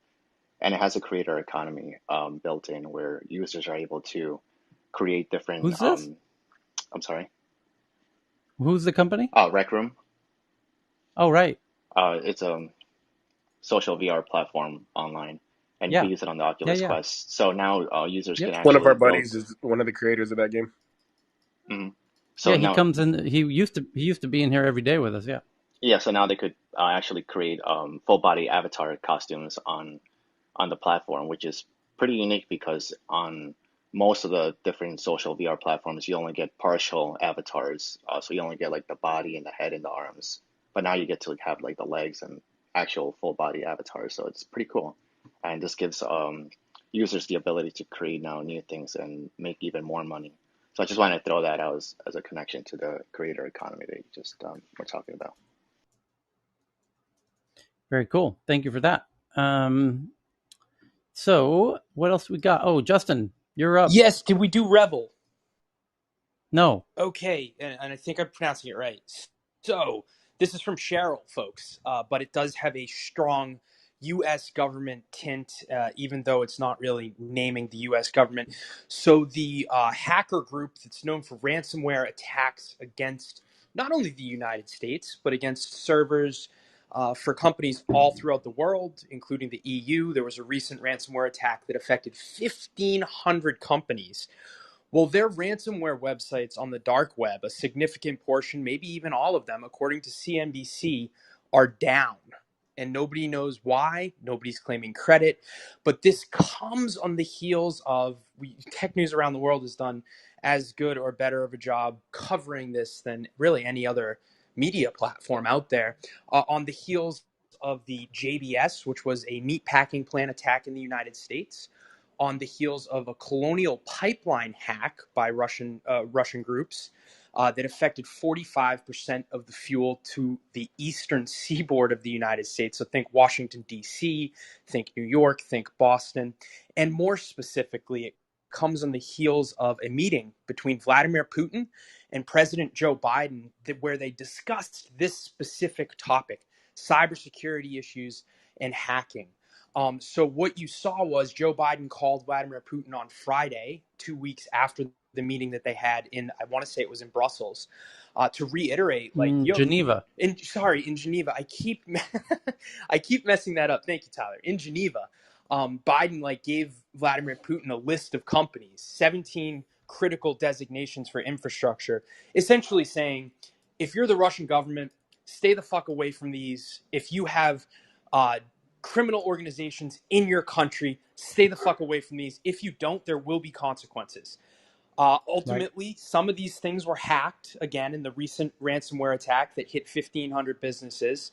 And Joe Biden called Vladimir Putin up and he's like, hey, buddy, we're going to kind of take some action here now. And the reason why this is important, you may be thinking, What's the big deal? It's likely the US hacking back at a criminal organization. This, to my knowledge, is the first big push that the United States has made against these type of actors on a cyber offensive kind of tilt since President Obama, President Trump, and President Biden. So you could argue 16 years. And this marks a new path forward for how the US will likely react to non state criminal actors. So while this group isn't affiliated with the Russian government, they are essentially receiving impunity. They can attack whoever they want outside of the borders of Russia, and Russia won't do shit about it. Now, the US and Joe Biden laid out a red line. He said, we will do something about it. And now he actually appears to be hacking back. So I think that, Tyler, this may go under the radar. It may not impact things that great, but it does signify a shift in the United States strategy to cyber attacks. And it shows that this administration is willing to walk the walk along with talk the talk. Indeed. Uncle Joe, he's going to bend you over his knee. He's going to show you what malarkey. What happens when you do malarkey? America! No Lad, malarkey. get in the naughty corner. Get in the naughty corner. You causing some malarkey? Uncle Joe's a no malarkey zone over here. Hey, Justin, didn't the U.S. get involved in the Iranian nuclear, whatever, I forget now the technical terms. Yeah, so we were involved in Stuxnet, which was back, I want to say, 2005, 2006. So I'm not saying the U.S. doesn't do hacking, but this is our first time doing hacking as a coercive measure to say, stop fucking with us. We will hit back. And I think it's a pretty big news. Justin, does the news actually say, are you, because earlier you said that it's gone down I'm and we don't know assuming. why. You're assuming? Yeah, because I'm assuming it's the U.S. And why am I assuming that? It was leaked to Bloomberg's political reporter. In addition to that, Joe Biden said we would attack their servers. And then in addition to that, the NSA said we would go on the offensive. Some things you'll see, some things you won't. So to really highlight this, the article does not say it was the United States, but having done press in the government for things relating to this, and then seeing all of the statements by the government agencies, and also the reporter that ultimately broke this highly technical news, who he covers government, it just makes sense that this was the U.S. I have breaking news, everybody. This is the first you will hear of this anywhere. Here it is. We haven't had a real legit breaking news, but here's one. And this is crazy. Plays right into everything we've been saying. So, Andreessen Horowitz is one of the biggest investors in tech. They're the biggest investor in Clubhouse. And yeah, I would say in the U.S., they are, if you had to pick one in the U.S., you might pick Andreessen Horowitz at the very top of the pyramid, which shape there's kind of a flock mentality between investors where Mark Andreessen is kind of the front bird of that flock, where Mark looks and turns, everyone else pays attention. And exactly 12 minutes ago, and Mark Andreessen's partner, Ben Horowitz from Andreessen Horowitz, just tweeted that they just invested a very significant amount into a new startup. But this is no ordinary startup. Oh, no.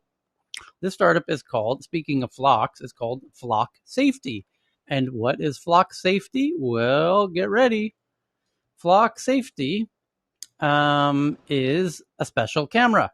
And this is no ordinary camera. This camera is specifically for police departments. And it's specifically for helping them solve crimes.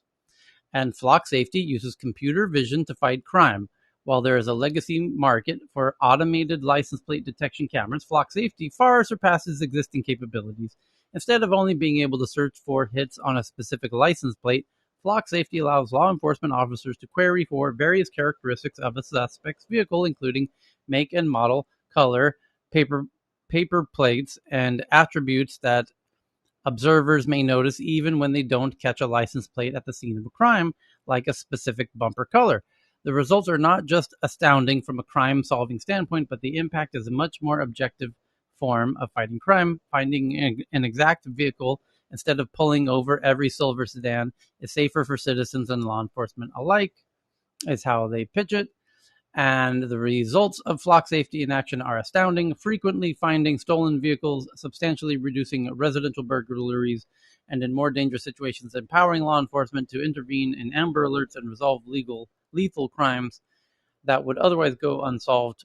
And we are often in search of, yeah. And so then I go to, so here I'm going to tweet out right now this hot off the press Andreessen Horowitz blog post where they talk about why they invested in Flock safety. And now I've got Flock's website where they actually show the cameras and they announce their big investment from Andreessen Horowitz. And on the front of the website, it says they have two products, the license plate and vehicle recognition, and then something they call Flock OS, which is, of course, a sort of operating system for managing all of the cameras. And it allows police to know every car everywhere all the time because they strategically put these on every intersection, and now they know where every car is at all times, and they can search for red cars that were in this area, red Toyotas that were in this area on this date, and then they can see every red Toyota that was in that area at that time.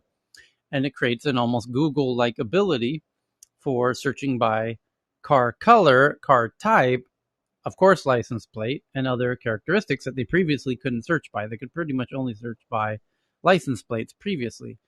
And everyone has their favorite tool in their toolbox. And for me, it's Flock LPR, says Detective Jason Duncan at Georgia Police Department. And the first camera that sees like a detective, capture the vehicle details that you need to track and solve crimes. Flock Safety's patented vehicle fingerprint technology lets you search by vehicle, make, color, type, license plate, state of license plate, missing plate, covered plate, paper plate, and unique vehicle details like roof racks, bumper stickers, and more. So you could search for people with Trump stickers on their cars. So hey, Tyler, this is intended to be mounted in the police vehicles or even in intersections and so on. It's mounted anywhere they want to mount it, literally anywhere. And so they show it's solar powered. It has a little solar powered panel plugged into a camera on a pole, and you can mount the pole, of course, and use the street light pole that already exists, or the traffic signal pole, or you could have your own ordinary pole and stick it into a ground in residential neighborhoods, but within cities. Ostensibly, you would just add it to the street light poles or the traffic light poles or whatnot. So unless people are willing to replace whatever such cameras that are there today, and we do have a lot of them post 9/11, right, across America, this is going to be a long-term thing to replace the existing ones with this super duper one for it to be really that effective as it's being talked about, right? Well, they say on their website, which is flocksafety.com, they say what products we have. And as I mentioned, they have the license plate and vehicle recognition, and then the operating system, which allows you to search all the cameras. And then it says who we serve. And one says Flock for neighborhoods, which means maybe a neighborhood group could get together and pay for these and install them in their neighborhood. And then you've got Flock for police, which is a separate category. I think I already understand Flock for police. So now I'm clicking on Flock for neighborhoods. And sure enough, let's protect your neighborhood together is the headline. Your safety doesn't need to stop at your front door. Flock Safety helps HOAs, neighborhood associations, work together to capture the objective evidence needed to reduce crime rates, improve neighborhood security, and protect home values. We create the most user-friendly, least invasive way for communities to stop crime. And here's the quote. The crime in our area was at an all-time high with offenses from dumping to drug use to reckless driving to armed robbery. We installed Flock safety cameras because they maximize coverage with minimized costs, says Joseph N. of Richmond, California. And thousands of HOAs trust Flock Safety to automate their neighborhood watch. So now neighborhoods can start tracking all of the cars driving through their neighborhoods and build a database of every car that drove through based on make, model, size, color, shape, bumper stickers, racks on top or not, and if it's missing a plate or has a paper plate or a covered plate, and all kinds of interesting stuff. Who managed the data? Tyler, no worries. They have a on the company website. They have an ethics center, right? Technology as a force for that's good. good. So we're good. Who will manage the Well, then data? we're all good. It's all good. We're all good. Yeah, Cal, that's no what big I deal. was going to say that out here in Saratoga, California, when some people decided because of the huge number of burglaries that were happening, next door to Cupertino, that we would install, at least in some intersections, some kind of camera that will record stuff.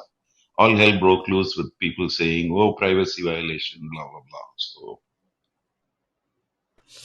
It's interesting because very soon in one of these community meetings, someone's going to cheat on somebody's spouse, and someone's going to go search in the database to find out if their husband or wife was in the neighboring town at past 10 p.m., and they're going to catch somebody cheating. And that's when exactly, all hell's going to break loose. people were worried about being seen with somebody else in these videos and so on. Yeah. Mohan, were you It's going worried to be about very that interesting. yourself a little bit, or what were you worried about? Maybe the wife is listening in. So, Tyler, is this going to be B2B, or can consumers buy these individually from the end? Consumers can, well, you as long as you're posing as a neighborhood watch program, then Evan can reach out on behalf of the citizens of Calabasas and say, we would like to order a dozen of these cameras. Question: if they do not Great. like the police to use Clearview, why would they like the police to use this? That was the question going through my mind, because one is personal, my personal data, and the other is my car, which isn't so personal. It doesn't. It's not necessarily you driving the car. It's not your personal data. It's the car, and yeah, it's a great question.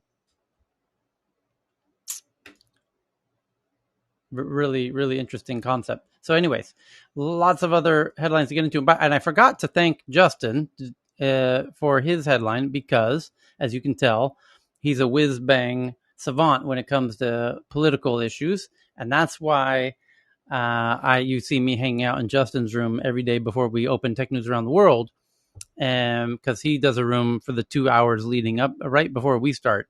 You'll always see me there, where I typically share an article that his audience is better suited than this audience is better at, because they've got all of these very smart political minds from around the world all in one room together. And it's a lot of fun to hear people who really understand politics and what's going on in Iran with the elections going on over there. I had no idea there was elections happening in Iran. And then the level of detail they're able to get into with people on the ground there is just fascinating. Just like we do here as geeks from around the world, they do with politically minded, savvy with folks nerds from around the world. Yeah. Yeah, political nerds. Who also didn't get laid in high school. So we have this shared kind of DNA of, Speak for yourself, man. There's camaraderie and misery. So, why Amazon, Heyman, why Amazon is naming its warehouse robots after Muppets? I'm Heyman? not sure. It just basically pacifies them. Like, come on, Kermit. Well, you shared the article. Yeah, You want no, me I to mean, read it? yeah. So basically, they're actually naming some of their robots after Bert and Ernie. They haven't actually named anyone after Kermit yet, but I think they said that they wanted to sort of make it more friendlier. But I think, yeah, it's just weird. That's all I felt like. Unless do they own Sesame Street? Amazon? No. No, right? Yeah. I No. don't know what the psychology I behind guess the whole thing is. Does MGM I own think, it? no, I don't No. think MGM owned it, but it does make you feel better that you lost your job to Ernie or And Bert and, and, and it the makes you seem Terminator. like an a-hole if you beat up Bert or Ernie. That's true too. Yeah. That's a good point. You don't want to be seen bad in front of your kids. That's true. Yeah. It's just weird. And you don't want to you don't want to be speaking bad about Bert or Ernie at home. So that's clever. A very clever strategy. Somebody actually said that's the best Confused. marketing for Robotics 101 in the article. May, Okay, we're just shifting gears real quickly here. Crypto price alert: Bitcoin and Ethereum in danger after shock China dump warning, according to Forbes. After reports former Bitcoin and Ethereum miners in China have been dumping GPUs, analysts have warned crypto prices are in danger. What do you think, Amay? I think that's basic. Donna here. Can you hear me? Yeah, go ahead, Donna. I would Yeah. say that's old news already. I mean, the miners are out of China. All the Yep. machines have been exported. I think that's 2 weeks old, and I don't trust too much about Forbes. Many of the people are paid authors there. So I think that that's old news. I do think there was an impact. The hash rate has migrated to other places. U.S. will be a major beneficiary of that. States like Texas have been opening up their arms to miners and are passing favorable regulatory structures there. Yeah, and looking at the Bitcoin chart at the moment, that's an ugly chart. That chart looks like it could fall. It's at 32,000, and that chart stands a good chance of dropping down to the next support point of 18,700, which would be a near 50% drop from where it is now. That's harsh. That would be really, and that But looks like it's heading credit that what it's way. Yeah. credit. That was Kieran's prediction, right? 18,000. Yeah, Yeah, indeed. I Yeah. think it would be good if it did that. I mean, I've been it'd be a clear out, rid of all the weak hands, and that I think would be the point at which, and the timing would be about right for institutional investors to start to have had time to actually start getting this on their balance sheet, get everything organized. So I wouldn't be at all concerned if it drops there. It also, coincidentally, takes it back to the 4-year moving average, which is one of the only Yeah. truths about Bitcoin is a 4-year cycle. So at the beginning of in April, when I first got into this, I said, look, I think by the end of the year, it's going to be somewhere between 18,000 and 100,000, and I have no idea which direction it's going to go. It wasn't clear back then. I think now I agree with that, Tyler. I haven't, full disclosure, I haven't traded in like 10 years, but I did do a ton of technical, and the simple long term, yeah, that's where this is going. It's correcting down to the real trend, which will be 18 point something. But that's Maybe the previous if you kind believe in of technical analysis technical. that much, yeah. Yeah. Yeah, I mean, But the other thing to that's a say is, weird looking bear flag that is going through right yeah, now. you That have to looks zoom out ugly. to all, otherwise it looks yeah, very Yeah. deceptive. yeah, if you zoom Yeah. out to all and put a log scale on, then you get a much Yep. different picture. Remember, Yeah. today we are That's 300% up right now, year on year yeah. still. Yeah. So, I'm I just mean, talking. I'm talking about yeah, the in the past. I'm looking at the all, but the past month, that little downward triangle shape it's making is not optimistic. Not leaving much cause for optimism, but we'll see. no, It could. I mean, exactly. it's And can't. what's Yeah. interesting in that period, Tyler, is that in that same period where Bitcoin's not looking so good, is the Bitcoin dominance, i.e., the percentage of the crypto market that Bitcoin market cap represents, has been steadily climbing. So it tends to be that when Bitcoin's having a bad day, everything else is having a worse day. Yeah. I'm wondering what kind of. A lot of it is news driven as well, so we'll see if anything big happens. So remember, if it goes So to 18,000, we're still doubled in the last year. yeah, So yeah. which is I'm it's crazy how I'm yeah. overhyped people get. Yeah. So other fantastic headlines happening at the moment. Heyman, you sent in this one that tobacco researchers have edited the tobacco plant to grow with fewer harmful compounds. Findings Not pave way tobacco, for cannabis. potentially. Well, your article says Oh, sorry. tobacco. I said tobacco as well. Sorry about that. Yes. Yeah. Findings pave way for potentially altering the plants to make them healthier, removing problematic compound or increasing beneficial ones, like they have done with meat, as we talked about recently, where these lab-grown meats can change the molecular profile to have more omega-3 fats and less omega-6 fats, making it actually less unhealthy and more healthy for you. And it makes sense. They could do the same in doing genetic modifications on plants to make plants healthier as well. Very interesting concept. Yeah. I was chuckling at the image of an organic cigarette pack coming forward to a store near you. Healthy GMO. Yeah. the Vietnam to pilot virtual currency as crypto thrives in the gray zone of Vietnam. Using cryptocurrencies to make purchases is illegal, but they are still actively bought as investment instruments. And just tweeting that one out. Thank you to Sarah for that one.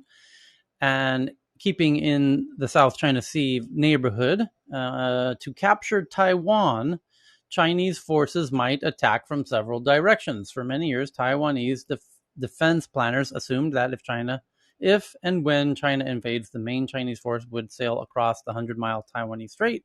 And now they're thinking they might actually try and surround us because we are an island.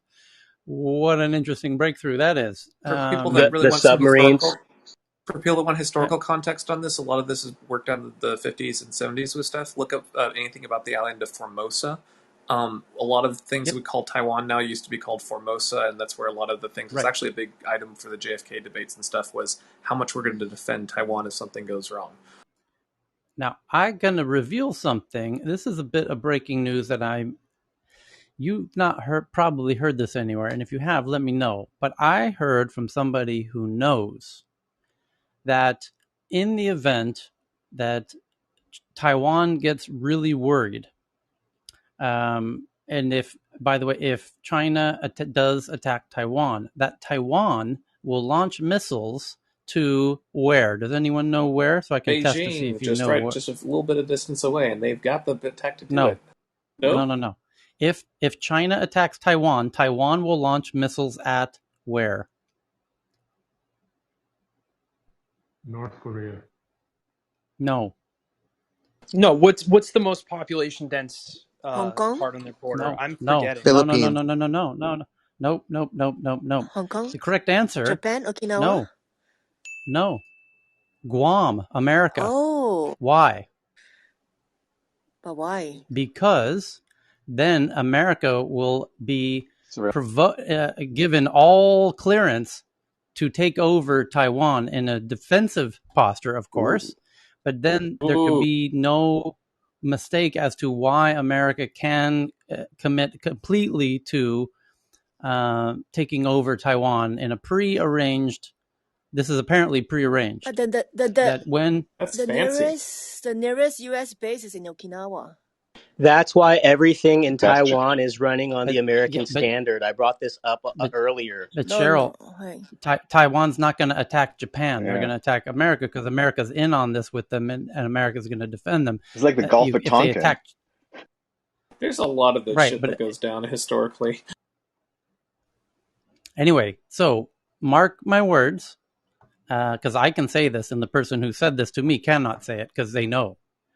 And they can't. Wait, so China attack Taiwan, Taiwan will attack Guam? No. Well, it's a fake attack. It's kind of like a fake attack. They will provoke America into taking Taiwan. If China attacked Taiwan over Taiwan's attempt at sovereignty and something left from Taiwan, that would actually be China attacking Guam. That's how they play this chess. So, the article, though, is about from Donna's favorite outlet, Forbes, which everyone knows has the best unscrupulous journalists. That this is coming from David Axe, he calls himself Aerospace and Defense. I read about ships, planes, tanks, drones, missiles, and satellites, and he says for many years Taiwan thought about that China would come across the 100-mile Taiwan Strait, but thinking is changing as People's Liberation Army grows more powerful. A researcher at the Institute of National Security and Defense in Taipei this month warned about what Taipei Times calls multi-pronged amphibious operations. It's now plausible for the PLA to attack Taiwan along multiple axes. The more different directions the Chinese come from, the harder it would be for Taiwanese forces to organize an effective defense.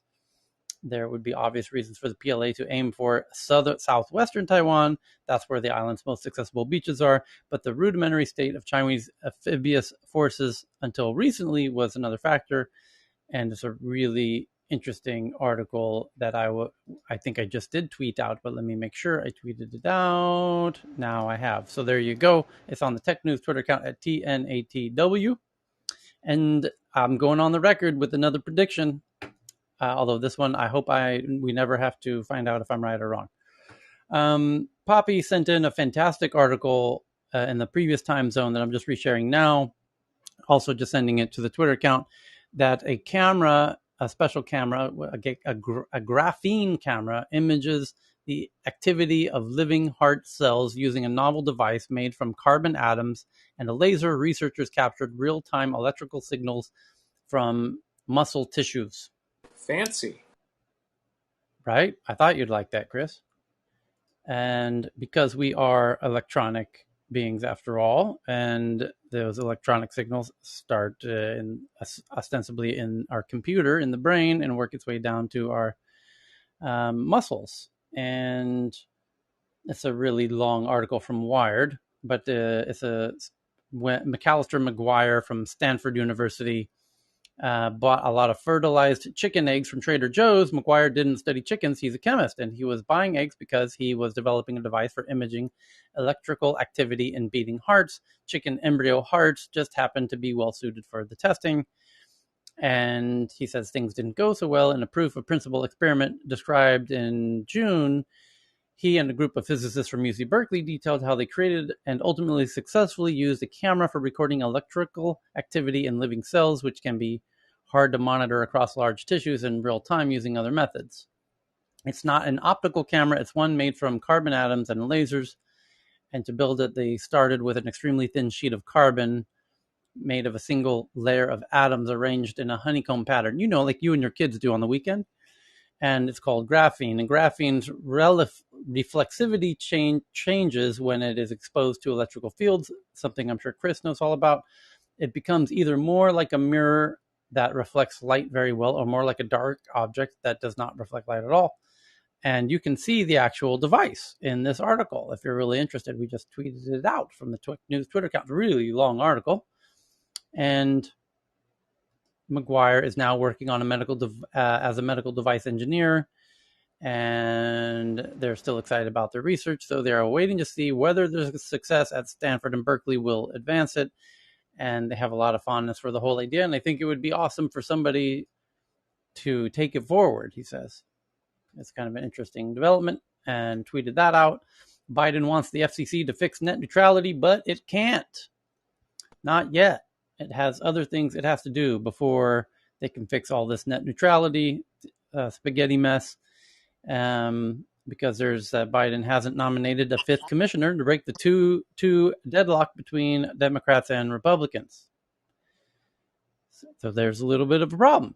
But they just, I no doubt they have plans to nominate the fifth commissioner for the FCC so that they can break this tie. And then they can move forward with Biden's plans to stop or to reinstate net neutrality. Thank God. And we talked about the soundtrack for your next YouTube video using an AI composer called Dynascore. Fantastic name. Already 5 retweets and 11 likes, and it's a brilliant startup. Check it out.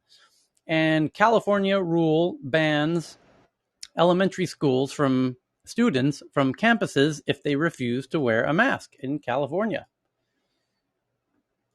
And I'm sure some people are going to be very upset about that. So the new state rules in California, Michael's cracking up. And we know who those people are.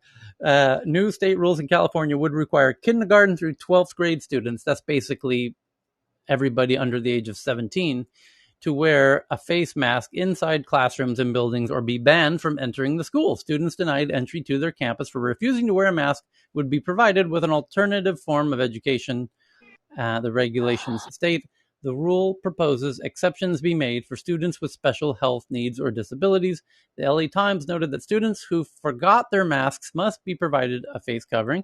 Local school districts would adopt more rules on top of the required state COVID-19 measures, and the new regulations follow federal guidance released last week that let states set guidelines for how school districts return to the fall amid the lingering COVID-19 pandemic. And you're going to see a whole bunch of viral videos when school comes back into session the first week of September of a whole lot of angry parents. These kids are going to grow up to have really strange fashion choices later on in life. I'm not all that sure about that, guys. I mean, I just sent Tyler an article. There's 10 kids on life support in Mississippi right now. You know, But you got a lot of parents who feel like it's their grandpappies died at the Battle of the Bulge, so that they don't have to wear a mask. So Oh my God, I'm just no fucking comment, but yeah, it's. Michael, you know what I'm talking I about. absolutely do, 100,000,000,000,000%. Freedom, That's why the freedom. thing is, laughing at it. it's not just limited to that. Just go to Vegas. You know, go anywhere else, and it's I mean, I'd love to say that. You know, I've spent a ton of time in the South, and I respect it. But like, someone asked the question in the med tech rooms, like, what would this have been if this was our kids instead of the seniors? And so now we may have to ask that question. My two kids are sick right now, and I'm scared shitless. And that's the thing about it is like you have to look at it like I'm fully vaxxed. I've been fully vaxxed for months, from both Pfizer and the blood of Christ. And quite frankly, I mean, Have they both it, run through a clinical trial, or just one has gone through clinical trials, and the other literally has been here since the dawn of time. And and I'm blessed in both of them. And I got the variant here in Los Angeles. And it's like it's crazy because I still can't smell or taste anything, which is wild. I've been like Kind of glad we skipped lunch, Mike. I've been I've but you been had the blood of Christ. I I've mean, been blood of it's Christ must be funny. at least I've 99%. been I've been retraining my well, that's the thing. Well, here's the interesting thing about it is that yeah, I don't well, first of all, I'm not sure that I have it because I went and got tested and it came back negative. But the thing is, I lost all of my taste and all of my smell, which are like And you very think you don't big. have it? Those are very big. The tests were very inaccurate, especially during the Yeah, early they're time. very inaccurate for the variant. And so it's like it came back negative. But to me, considering I lost my smell and taste a week and a half ago, I I'm pretty sure that's I mean that's pretty easy indicator. Sorry to hear that. Must suck. What's Oh it like? no. Like when you eat, do you just like not taste anything and Well, just completely? here's the weird side effect about that. And I've been experimenting and trying out all sorts of stuff. First of all, I don't really eat. I forget to eat, and this is a weird thing that I didn't realize would happen. Is when you don't have taste or smell, you literally don't even think about food. Like I just don't even. I forget to eat. There's It's a many new many diet. days The COVID diet. there's many days over the past week and a half. Well, that's what I told my mom. I was like, it's a really weird, awesome crash diet. Just jokingly, No, but no, no. I said just jokingly, but I know. it's crazy because there's days that go by where I just forget to eat. And I've been retraining my smelling. And what I think, I bought some really sweet, spicy pickles. And so I smell the jar every day, and it's funny because and I also bought I bought really strong things. I bought an onion. I bite into the onion every day. um Yep. and it's really interesting retraining my smells, and they're slowly coming back one at a time, but it's like most of the world is a blank palette, but now there's certain things, popcorn, onions, and pickles, like I can smell those things very strongly now. um Michael, challenge it's durian now. Durian. it's very interesting, very very interesting. But yeah, anyways, I think that everyone really in the other thing I would say is, like I said, I'm fully vaccinated, and it's very interesting because I think if I wasn't vaxxed, that this could have been a lot worse, like just way more dangerous. And the way it happened was so quick too. That's the other thing. Which vaccine did you have, Michael? Pfizer. So you had How double many? vaccine Pfizer months ago, but you got recently infected with like some recent variation that didn't pick up on the tests. Exactly. Fuck. It's pretty wild, but I really do believe that the vaccination um is super important, because when it's not just me. And to be fair, I do think it's the variant, and I've discussed it with my neighbors because it swept through our. This is a really interesting thing that happened during the actual pandemic, no one in my neighborhood no one in my neighborhood got COVID. Like my whole neighborhood, it's a gated community, but none of us got COVID. Our all the kids in the neighborhood played outside together. Everyone, still walking their dogs around the neighborhood. Everyone just we isolated. Nobody left the neighborhood without masks on, and nobody got COVID. But afterwards, and we all got vaxxed when the vax came out. And then this past 2 weeks, everyone in my neighborhood, this variant, if that's what it is, I don't know if it's that or a nasty flu. Either way, that thing just hit the whole neighborhood in like a day. It was really, really wild how it runs rampant, and all of us are vaxxed. So yeah, I think it's really important to get vaccinated because who knows what kind of havoc that could have wreaked without the vaccinations, to be honest. Hey, Michael, sadly enough, in India, two well-known people, one being Shashi Tharoor, this politician who used to be the Under Secretary General of the UN before he moved back to India, as well as a musician in Chennai. They got hospitalized for quite a few weeks and they were fully vaccinated, actually. Yeah. So it's crazy, this whole thing. And that's the thing.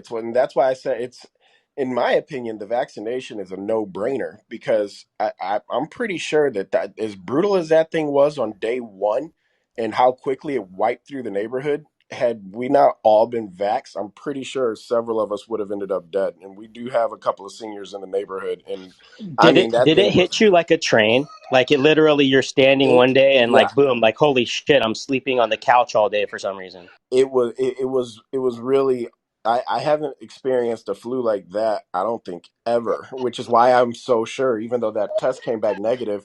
And it's weird because it came back negative for all my neighbors that I talked to who got tested. They all came back negative, but this is, if it's a flu, it I think it's the variant. But it was like this. I was like, I have a tickle in my nose, and then the next day, literally the next day, I woke up 3 hours late. I was in insane sweats. I was shivering like crazy. Wasn't sure what was going on with my body. I couldn't get out of the bed. I mean, and I'm an athlete. I mean, I'm a gymnast. I'm an athlete. Like I'm one of these, I'm a stunt person and all this type of stuff. So it was just crazy how it knocked me on my ass for that first 2 days. I just couldn't move, and then, but again, like I said, it was very hard and very fast, and my neighbors all experienced the same thing. That first 2 days, we were just you're either it felt like death, and then after that 2 days though, we were all pretty much mostly back to normal. And then like the all of us are pretty much 100% at this point, except a lot of us are still missing our smell and our taste. And so the consistency that I'm seeing from this damn thing is that it literally punches a hole in your chest, and either you survive that punch or you don't.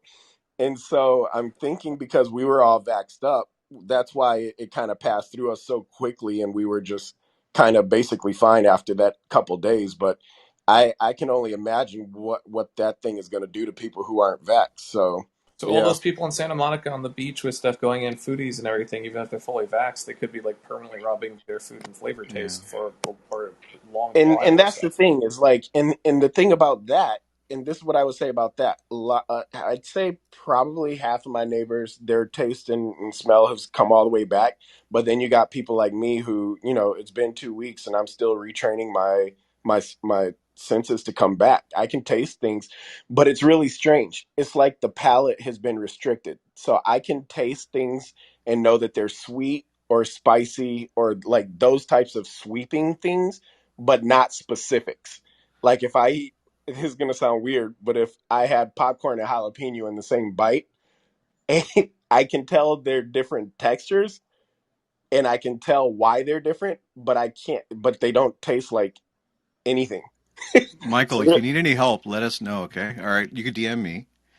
Because a good thing is that with vaccines, the long COVID symptoms are a little bit reduced, and the duration of those symptoms are also less. But we could talk more if you want later. Oh, Sorry, it's I'm all. going to I start up mean, MedCheck room. Yeah. Sorry. Go ahead. it's all good. It's all good. Like I said, it's all. I really. I just the only reason I was even bringing it up is because we were talking about it just now with the people not wanting to wear masks, and what I'm saying is that, and as far as the Santa Monica thing and all of that, I still don't think, and this is going to sound insane what I'm about to say, but if you're vaxxed up as much as we are here in LA, I mean, it's something like 80% of LA is vaxxed. I don't think it's like after going through this, I would rather people didn't go through it. But if they're vaxxed, I do think that they'll get through it pretty quickly and without too much like damage. So I understand why people are a little more, especially with our governor being like, yeah, we don't have to wear a mask anymore, let alone our president. So it's it's an interesting conversation to be had. I Hey, only but Michael, that's the reason I brought up those two well-known people in India being hospitalized for many weeks, even though they were vaccinated and so on. So And it's not like it's definitely gonna hit different people. There's differently. always gonna there's always gonna be those, that smaller number of people who are impacted in a grave way, and that's the risk, and that's why we have to be careful, and this is where humanity comes into play too, because a lot of this whole "my freedoms" bullshit, that's a selfish way of looking at things, and this is a big problem that we have here in the West. We just need to be more human and just care more COVID about insurance is yeah coming, care more about assholes. the yeah. community. No, Well, but I mean, so along those lines, we spent 6.5 months in Singapore and just came back about 2 weeks ago. And boy, there the people are so conscious about societal good first before they get carried away with, personal freedom and all this BS, Right. especially yeah, when but it affects other people. yeah, I don't know if you guys are tracking now. They're talking about the after the Delta variant is the Gamma variant, right? That seems to be Yeah. emerging as well. So who knows what these tests, how much they're tracking each variant. It's an this I will say this, and again, this is going to sound crazy, but I'm really happy that it's happening right now because we needed something like this for the world to kind of like prepare for this kind of shit to happen. Like we weren't ever going to be ready for these types of things. And imagine it being much worse and us being any less prepared. It would have wiped out humanity. And I think that it's a good thing it happened with something that was a bit aggressive but not as violent in terms of death, um, because it gave us an opportunity to not be fucking idiots and kind of universally look at, okay, how do we deal with this type of thing when it does happen, and what kind of variants we're seeing. The variants that we're seeing split off right now and how fucking aggressive they are is wild. I mean, it is really wild that these things are attacking the way they're attacking. And so I think it's interesting, and we're going to learn a lot of important data from this go around that's going to help us fight off, when these things happen again in the future, and they absolutely will. So this is important. It's an important first run. And There's a and lot that's the more doom. reason why Tyler lives in Thailand, and we had this conversation before with the smallpox. Yeah, there's a I've lot just got more. the Yep, sorry, Tyler. There's a lot more doomsday preppers than ever before now. yep. Well, there's a lot. We're a lot closer to doomsday than ever before. Which is So why I invested Can with you Tyler. can you imagine if Ebola that was in Africa and killed the thousands, a couple of years ago, have spread like COVID did? I Oh yeah. mean, that SARS. it did have 50%. If you caught Ebola, there is 50% of dying. So that's Exactly. how bad it was. Can you imagine that? in that case, that's no. Well, that's why it didn't spread. It was because people who got it died relatively quickly, and they once you receive it, there wasn't a long hidden incubation period where you were accidentally infecting everyone you know. You once you got it, you learned rather quickly that you had it. The real dangerous thing is, as this article that Ken just shared, that the Ken, and I'm catching up to 10 hours ago, but Ken, you shared this article about the World Health Organization committee released a gene editing recommendations aimed at preventing unfair and potentially dangerous applications of experimental gene editing techniques. Gee, I wonder what they're thinking about, including altering DNA for enhanced athletic ability. But that's the least of the worries. The real big worry is, as everyone who's big into the gene editing game knows, as the absolute top dogs in gene editing of George Church at Harvard and Craig Ventner, the first person to do the human genome sequence, both I sat with personally over an entire weekend together with Elon Musk at his office, where they made it perfectly clear that the super incredible dystopian nightmare on our horizon is that gene editing will enable somebody, and somebody did do this to prove the point. David in Alberta, at University of Alberta, did do this dystopian use case of doing smallpox, essentially, but with a very long incubation period where people would walk around for 2 weeks, and you would have, in the case of smallpox, about a 35% mortality rate, and a very similar R naught infectious ability of like the recent variations, but with a 35% mortality rate and a similar incubation period. And that's really problematic, because if somebody genetically engineers a long incubation period, so you're carrying around this thing and infecting people for 2 weeks without knowing it, and then you get it, then of course you're going to sit home. But it's that incubation period that really will become very dangerous. If somebody makes smallpox with a long incubation period, we're going to be screwed. And in fact, the Bill Melinda Gates Foundation, did a computer AI simulation to calculate the potential mortality, aggregate mortality of this, and they calculated 30% of the world would die if this were to come back. So it's this headline from Wall Street Journal today from Ken on stage, that the World Health Organization Committee released gene editing recommendations and that preventing unfair and potentially dangerous applications of experimental techniques of gene editing. Now you know why, because putting a smallpox virus together is, as the Sam Harris podcast went into the huge 4-hour deep dive on about a month ago, called Engineering the Apocalypse. Go find it on your favorite podcasting app. You're looking at about $1,000 to $10,000 worth of hardware to do this, and about a grad student worth of skill sets. The other thing is that the history of bioweapons is not very well covered. We almost spent as much on that as we did on the nuclear program. Bioweapons have a very poorly documented history, and you would dig into it, you find a lot of stuff that we don't talk about.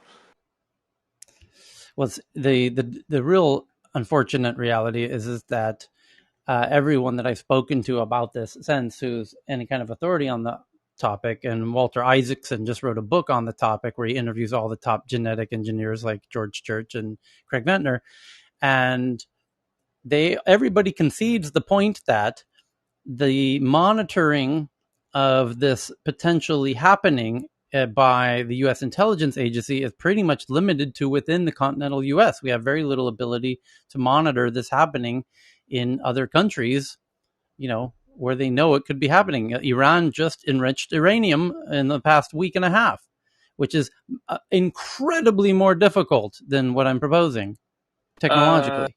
Okay, so real quick correction. You know how you said earlier about there's like the Guam thing with essentially which way the missiles go, and there's a lot of geopolitics? Bioweapons history is really fucked up, and when you actually find the history of it, it alters a lot of the historical narrative of why countries go to war, because there is a very important part to that. So all I'm just saying is there's some weird stuff behind that one.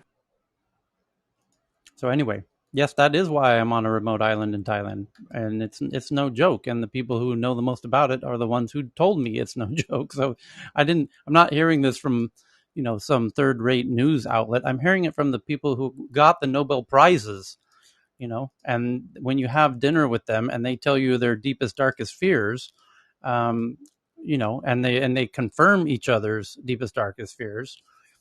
It's something to make note of, because the price of access to these tools is dropping, just like solar panels and lithium batteries, if not faster. Actually is faster. Tyler, in the UK, it was interesting to see an article that the Guardian put out to say that this whole genome sequencing of all UK newborns would have public support. So it's kind of the first that I'd read recently, like it being in the UK and being sort of the mood music being towards adopting it.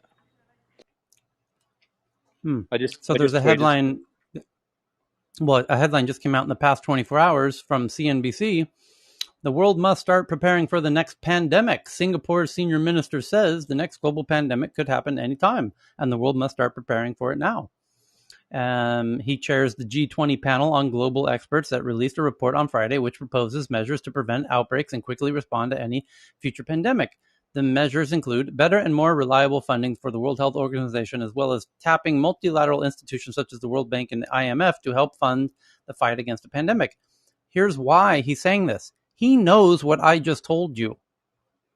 He knows, Bill Gates knows, and this is why Bill Gates is doing many of the things he's doing kind of behind the scenes that are not obvious until you realize what I just revealed to you, that this is a very real threat that is being discussed at the G20 that is not being discussed on mainstream media at the moment because they don't want to, two things, they don't want to scare the shit out of people as I just did in this room, and they don't want to tip off bad actors, genetic hackers that within the next, if they made any decent amount of effort, they could get their hands on the genetic material and download the recipe to do smallpox from the internet, which is publicly available. So how do you go about starting to create the right defense structure for what we know is likely to happen? And why do we have reasons to think this will happen? We'll just play this through for a second. When computers were coming into reality, they were very expensive, cost prohibitive, only available to the biggest universities and then big businesses and then small universities and small businesses. And then the PC revolution of Windows 95 gave it to everybody. And then you had computer engineers at home, computer engineering apps, and some of these dickheads made computer viruses that were incredibly lethal and took down large percentages of the network computers in the early days of, the PC revolution. And that gave birth to John McAfee and the McAfee Suite and Bill Gates Kaspersky and all of that. Bill Gates built the first viruses, if I remember. Might be. Then you have the exact same thing happening today with genetic engineering and genetic viruses, where it was only available to the biggest universities and then the biggest businesses, small universities. And David at University of Alberta proved to the point in his lab, which is not, University of Alberta is not any special lab, and that was his point. And he did it using mail order genetic material from Germany, from Genart, Geneart. Not that you should contact them and try and redo what he did, but he proved that he could do it on a budget with limited resources, that anyone at a third-rate university could do this. And this was 5 years ago. So now anybody at a $100,000 budget. At the time, it was $100,000 budget, way cheaper right, now for the genetic material. Yes, correct. In the past 5 years, it's gone down an order of magnitude. So you're now talking maybe 10,000, and as Chris said, it might even be as close as 1,000 now. It's, if you know what you're doing. If you guys, it's not a self promotion, but if you guys click my link tree, when I first joined Clubhouse, one of the amazing things I discovered is the actual source code to the mRNA vaccines. It's like 14 kilobytes. Yeah, you can download smallpox as well. It's really amazing. Tyler, after this room with things, I think I can host like a history of bioweapons room, because there's actually a lot of information to be really relevant to this. It might be kind of an interesting follow-up kind of thing. I spent a lot of time looking into this one. But the point is once it gets into the layer of community colleges where anybody, where ISIS or Hezbollah or pick your favorite bad guy has any kind of, college laboratory, there's not much stopping them at this point. So that's why the head of the Singapore senior minister who he's the chairman of the G20 panel of global experts that released the report on Friday. And he's saying we need to get the IMF involved and the World Bank involved, and we got to do this now, and the next pandemic's coming. And here's his quote: "We don't have the luxury of waiting for COVID to be over before we start preparing for the next pandemic, because the next pandemic can come anytime." He sounds like he's concerned. He's worried about something, and he is, because he knows exactly what we're talking about right now. Gain of function, Bill Gates 731, all sorts of nastiness. So we've got to use our current effort to tackle COVID to also build up capabilities required to head off the next pandemic, because this next pandemic will make COVID look like a paper cut. It's exactly and in what I fact, was not a saying. paper cut. It's not that COVID's a paper cut. COVID was actually, believe it or not, with all respect to everybody who passed away, and with all respect to everybody who lost loved ones, it's in some weird way their loss might be to the gain of the world, because it could be we learned so much through COVID that will actually end up saving us. If we had not had COVID, this smallpox engineered attack could be We're also far, looking far, at far, far, far worse. mRNA based vaccines for cancer and for the common flu Correct. and the common Well, cold. well, So it's potentially really well, exciting. Evan, you're exactly right. They'll edit This out the this is smallpox why, receptor, right? right? This is why Gates is so interested in the mRNAs and building the distribution network to establish them. Because it doesn't do you any good if you have to make all the vaccines in one location. You won't be able to get them out fast enough. So you have to build a network of them to distribute them. You mean like to 5G? recreate them. You mean like when Bill Gates is putting 5G network? Is that what you're trying to say? Yeah, like that. And Yeah, I like think, that.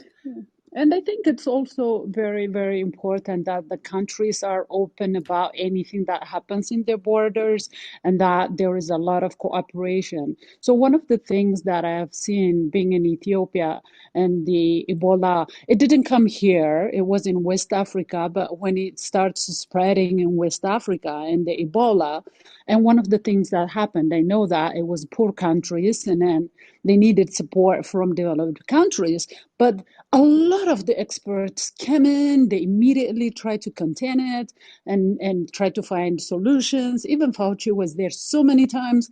It's partly because the countries were open and they said, oh my God, look at what's happening. Can you come and help?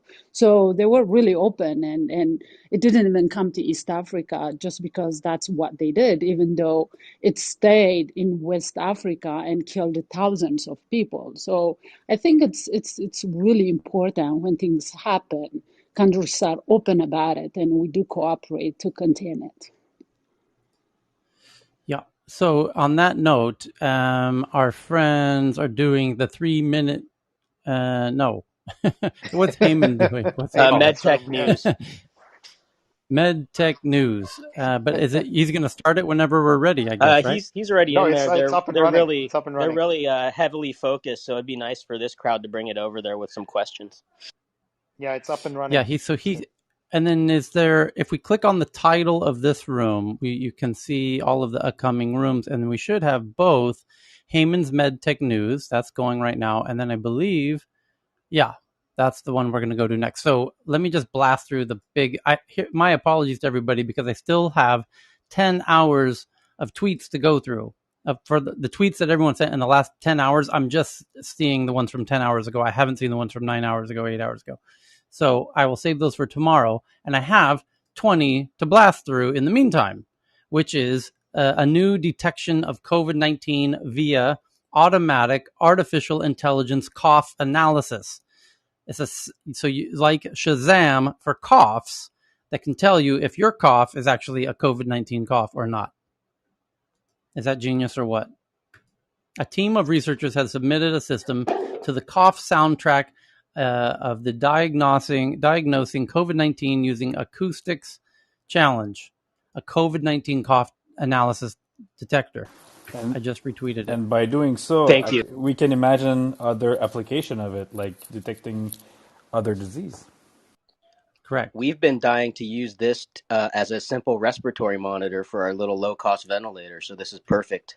We're going to use a phone and build out an app. So they already got it. It's kind of genius. So a similar kind of genius thing is busting tree poachers.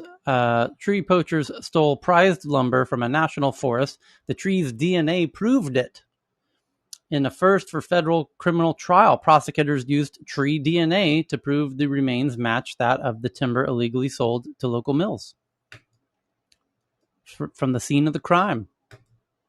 tree DNA, because, as the trees told me when I was on mushrooms, the same living thing that causes you to grow is the same living thing in us that causes us to grow and to live and to die. And that has stuck with me. And then I found out that trees have DNA, and then I thought, holy shit, they told me that when I was on mushrooms. That's amazing. Where's the soundtrack? Oh, the X-Files? Here we go. I took mushrooms. I was about 20 years old. I had no idea what to expect. I thought I was going to see rainbows and unicorns and crazy shit. I really had no idea. Nobody told me what to expect. Certainly nobody told me what was actually about to happen, which is the trees started motherfucking talking to me telepathically. Because that was not in the realm of possibilities. Nobody suggested anything in that realm of possibility. All I knew was what I had seen on Grateful Dead posters at that time. And, talking with Mother Nature telepathically was not communicated through the Grateful Dead posters I had seen previously. So I was quite surprised that the trees were telling me anything, let alone things that I clearly had never conceptually considered before, let alone the most mind-blowing ideas I've ever had in my life, which I don't think came from within my cranium inventory. So then to find out that, doing some investigation, that indeed what the trees were trying to tell me is scientifically true, that what they said, as I just repeated, that the same thing that is causing you as humans to grow and age and die is the same thing in us that causes us to grow and age and die. And turns out trees have DNA, everybody. Are we in the book of Genesis, like the tree of life now, Tyler? We did talk about Genesis earlier, we might right? be. We might be. Yeah. So 37. Now, speaking. Hey. Tree Oh news my. around the This world. is. No. But that could not have been a better segue for this next article, Dave. 3,700-year-old Babylonian tablet translated changes history forever. Oh, the Babylonian Empire, Do we have some in the rule quantum of UFOs Nebuchadnezzar. next? What does it say? What an amazing segue. The ancient Babylonian clay tablet was translated by researchers, revealing something that has now changed human history forever. Back in 2017, an Australian researcher managed to crack the code on an ancient Babylonian clay tablet that forever changed the way we view the human world. Why? Well, because they now realize that this Babylonian clay tablet, which is 3,700 years old, very accurately is doing trigonometry, a form of Babylonian trigonometry, which is more accurate trigonometry that has a clear advantage over our own. And it predates Hipparchus, the Greek, who is attributed as creating trigonometry. It predates him by 1,000 years. So now they have firm belief that the Babylonians, 1,000 years before the Greeks, actually had understood trigonometry. Still hated it in and high so, school. Yeah. But now you have somebody new to blame for creating Ancient it. wisdom. Yeah, it's out there. And a clay tablet has broken the Da Vinci Code. And just tweeting that one out. Google director of AR. This is a hot one, hot news. AR is a huge hot battleground between Google and Facebook and Apple. And now the headline is today, Google's head of AR leaving to join Facebook. Oh boy. Woo. And I told you these This is huge. these tech companies are not fucking around. But for not fucking around, they sure are half-assing it with things. The amount of things that they had the Deloitte studies there, and saying it's going to be the largest consumer market ever. Burn all your money on this, and so they did. And they're like, "Wait, we didn't make all the money the very first quarter that we launched this stuff. Cut back all the R&D divisions." But then there's also a wait, but we still want to be in this long term. It's like they can't make up their minds about whether they're going to go all in or whether they're going to just wait to see whatever other tech giant does. It's the most weird shit ever working in the industry. But this is a blow to Google on VR and a boost to Facebook. But by the way, this relates to previous articles we've read over the past couple of weeks, that this former truce there was previously this kind of unofficial agreement, or actually rather official agreement, that these big tech companies would not poach talent from each other, and that's now been broken. And that headline came out a couple weeks ago, and so that's why you're seeing articles like this, like Zuckerberg has no love for Google no more, that Google's holding on to all those juicy data-filled cookies. And so Facebook's recruiters are gunning for, not a surprise that would be their first pick, is their head of VR. Get We're in not a real colluding. blow Please to don't Google. regulate us. Yeah. Do you think Mark Well, would have got personally involved in that one? I've got no visibility, Tyler, but do you think of the fuck wooing of the yeah. big guys, yeah? Fuck yeah. I mean, as soon as this whole like truce melted down, like the headline said a week or two ago, the first thing they're thinking is, we need to stop Google. Google and Apple are the two potential big competitors to Facebook's VR plans. And Facebook is now going to, because they hate Apple and Google so much, and they want to make sure they win the VR space, they are going to spend and double pay anybody on those teams, in the AR VR teams in Google and Apple, and do whatever it takes to get those people to leave those teams and come to Facebook.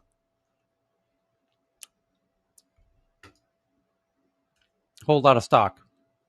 Heyman sent in one that he's going to read in his medtech room about an Australian scientist develop a pain-free blood sugar test for diabetics. We'll let him do that over there. Snapchat new study shows that AR and VR has influenced the shopping behavior of consumers. Gen Z, the product testing frustration. Here, I'm going to tweet this out so you can see this graph. How strongly do you agree or disagree with the following statements about shopping since COVID? I have found it frustrating not being able to try clothes, accessories, makeup online, blah, blah, blah. Gen Zs say 51%, millennials 55%. The headline is all about Snapchat's new study shows that how AR and VR has influenced the shopping behavior of consumers. Almost 3 in 5 millennials always share their screenshot with a friends and family about an item they are interested to get reviews. And imagine how this will play out with AR and VR. It's going to change the game in ways that we can't even begin to imagine. And US adults are mixed on AR and VR in the workplace. According to morningbrew.com, in a new poll, US adults, as investment in enterprise AR and VR grows, workers are on the fence currently about using AR and VR in the workplace. That's another headline The that we one just place tweeted where it out. actually have economic value immediately with things. The tool set is so Wasn't that situation with the iPad back in the days? Yeah, it's machine learning is the newest leader in fraud prevention. Makes sense because humans are easily fooled by attacks aimed at humans, and machine learning is the newest leader in fraud prevention. And we talked about the new tool that allow you to see the difference in Google results from around the world, because they do tailor the results geographically. And what else we got? Chinese companies are aggressively buying up land in Asia and Africa, with the total land area acquired over the last decade equal to all of Sri Lanka or Lithuania. And this is coming from Nikkei. Thank you to Cheryl. And you can see the graph of the types of land they are buying: agricultural, forestry, and mining. In a lot of forestry in the UK, a lot of agriculture in the US, and a mix of all of those things in Japan. And you can see that beautiful graph yourself from the Tech News Twitter account at TNATW. Tina, are you with us? You shared this really awesome article about the worst of both worlds. What a great headline. GoPuff is considered to be the worst of the gig economy employers. GoPuff's gig workers have bosses and no benefits. Gig workers on the rapidly growing delivery platform, popular among college students, say its business model shouldn't be considered gig work at all. And if you thought the gig economy companies were taking advantage of the workforce before, GoPuff says, hold my beer, because we are going to teach these college students a thing or two about being a gig economy worker. And you can read that one yourself. And then Cheryl sent in another one that the everyday IT tools that can offer God mode to hackers, attackers are increasingly attuned to the power and potential of remote management software. And that's very true.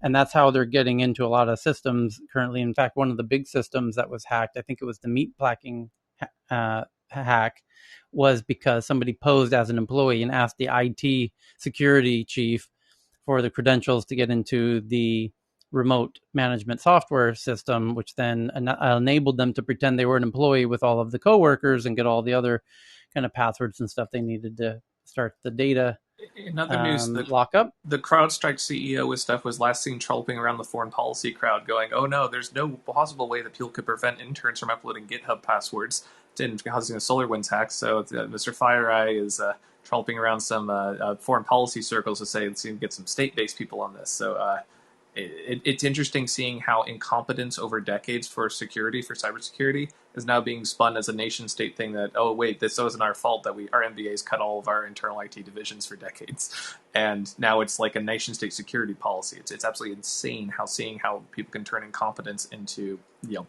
dollars. It's amazing.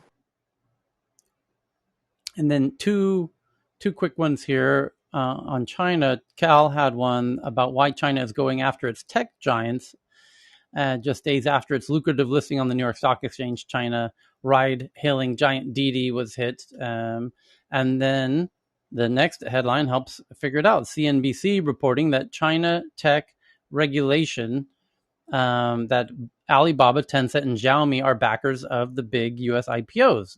There's an interesting coincidence that's being noted amongst the tech companies that are being hit the hardest by Beijing. The Chinese tech giants that Beijing is cracking down on are backers of big U.S. IPOs. China's anti-monopoly and data security crackdown has crept into restrictions on U.S. IPOs, in which some of the country's biggest tech companies issuing American depository receipts in the U.S. since 2017. Tencent is by far the dominating corporate shareholder with significant stakes in half of the 25 largest fundraisers by Chinese companies in U.S. IPOs since 2017. That's according to CNBC analysis of publicly available data accessed through Wind Information and S&P Capital IQ. Tencent's holdings is publicly listed company are so large they rose last year by more than the company made in profit. And as Chinese anti-monopoly and data security crackdown creeps into restrictions on U.S. IPOs, analysis shows that some of the country's biggest tech companies are deeply invested in those overseas stock offerings.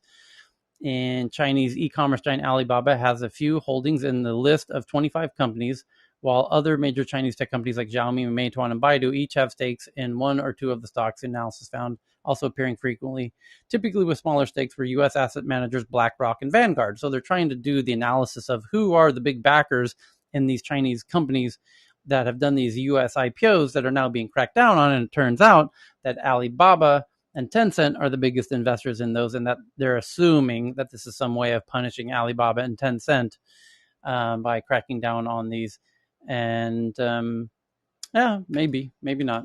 And last but not least, Zappos on the future of e-commerce from Adweek.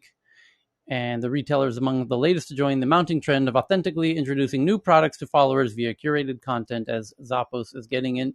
This is an interesting somebody going the other direction. Zappos is e-commerce, and they want to get more into social media. So they have to figure out how to get more of the social media pizzazz into making curated content and introducing new products to the followers. And it's kind of like going the other direction, where the social media is trying to become more like e-commerce. E-commerce is trying to be more like social media, which Zappos is.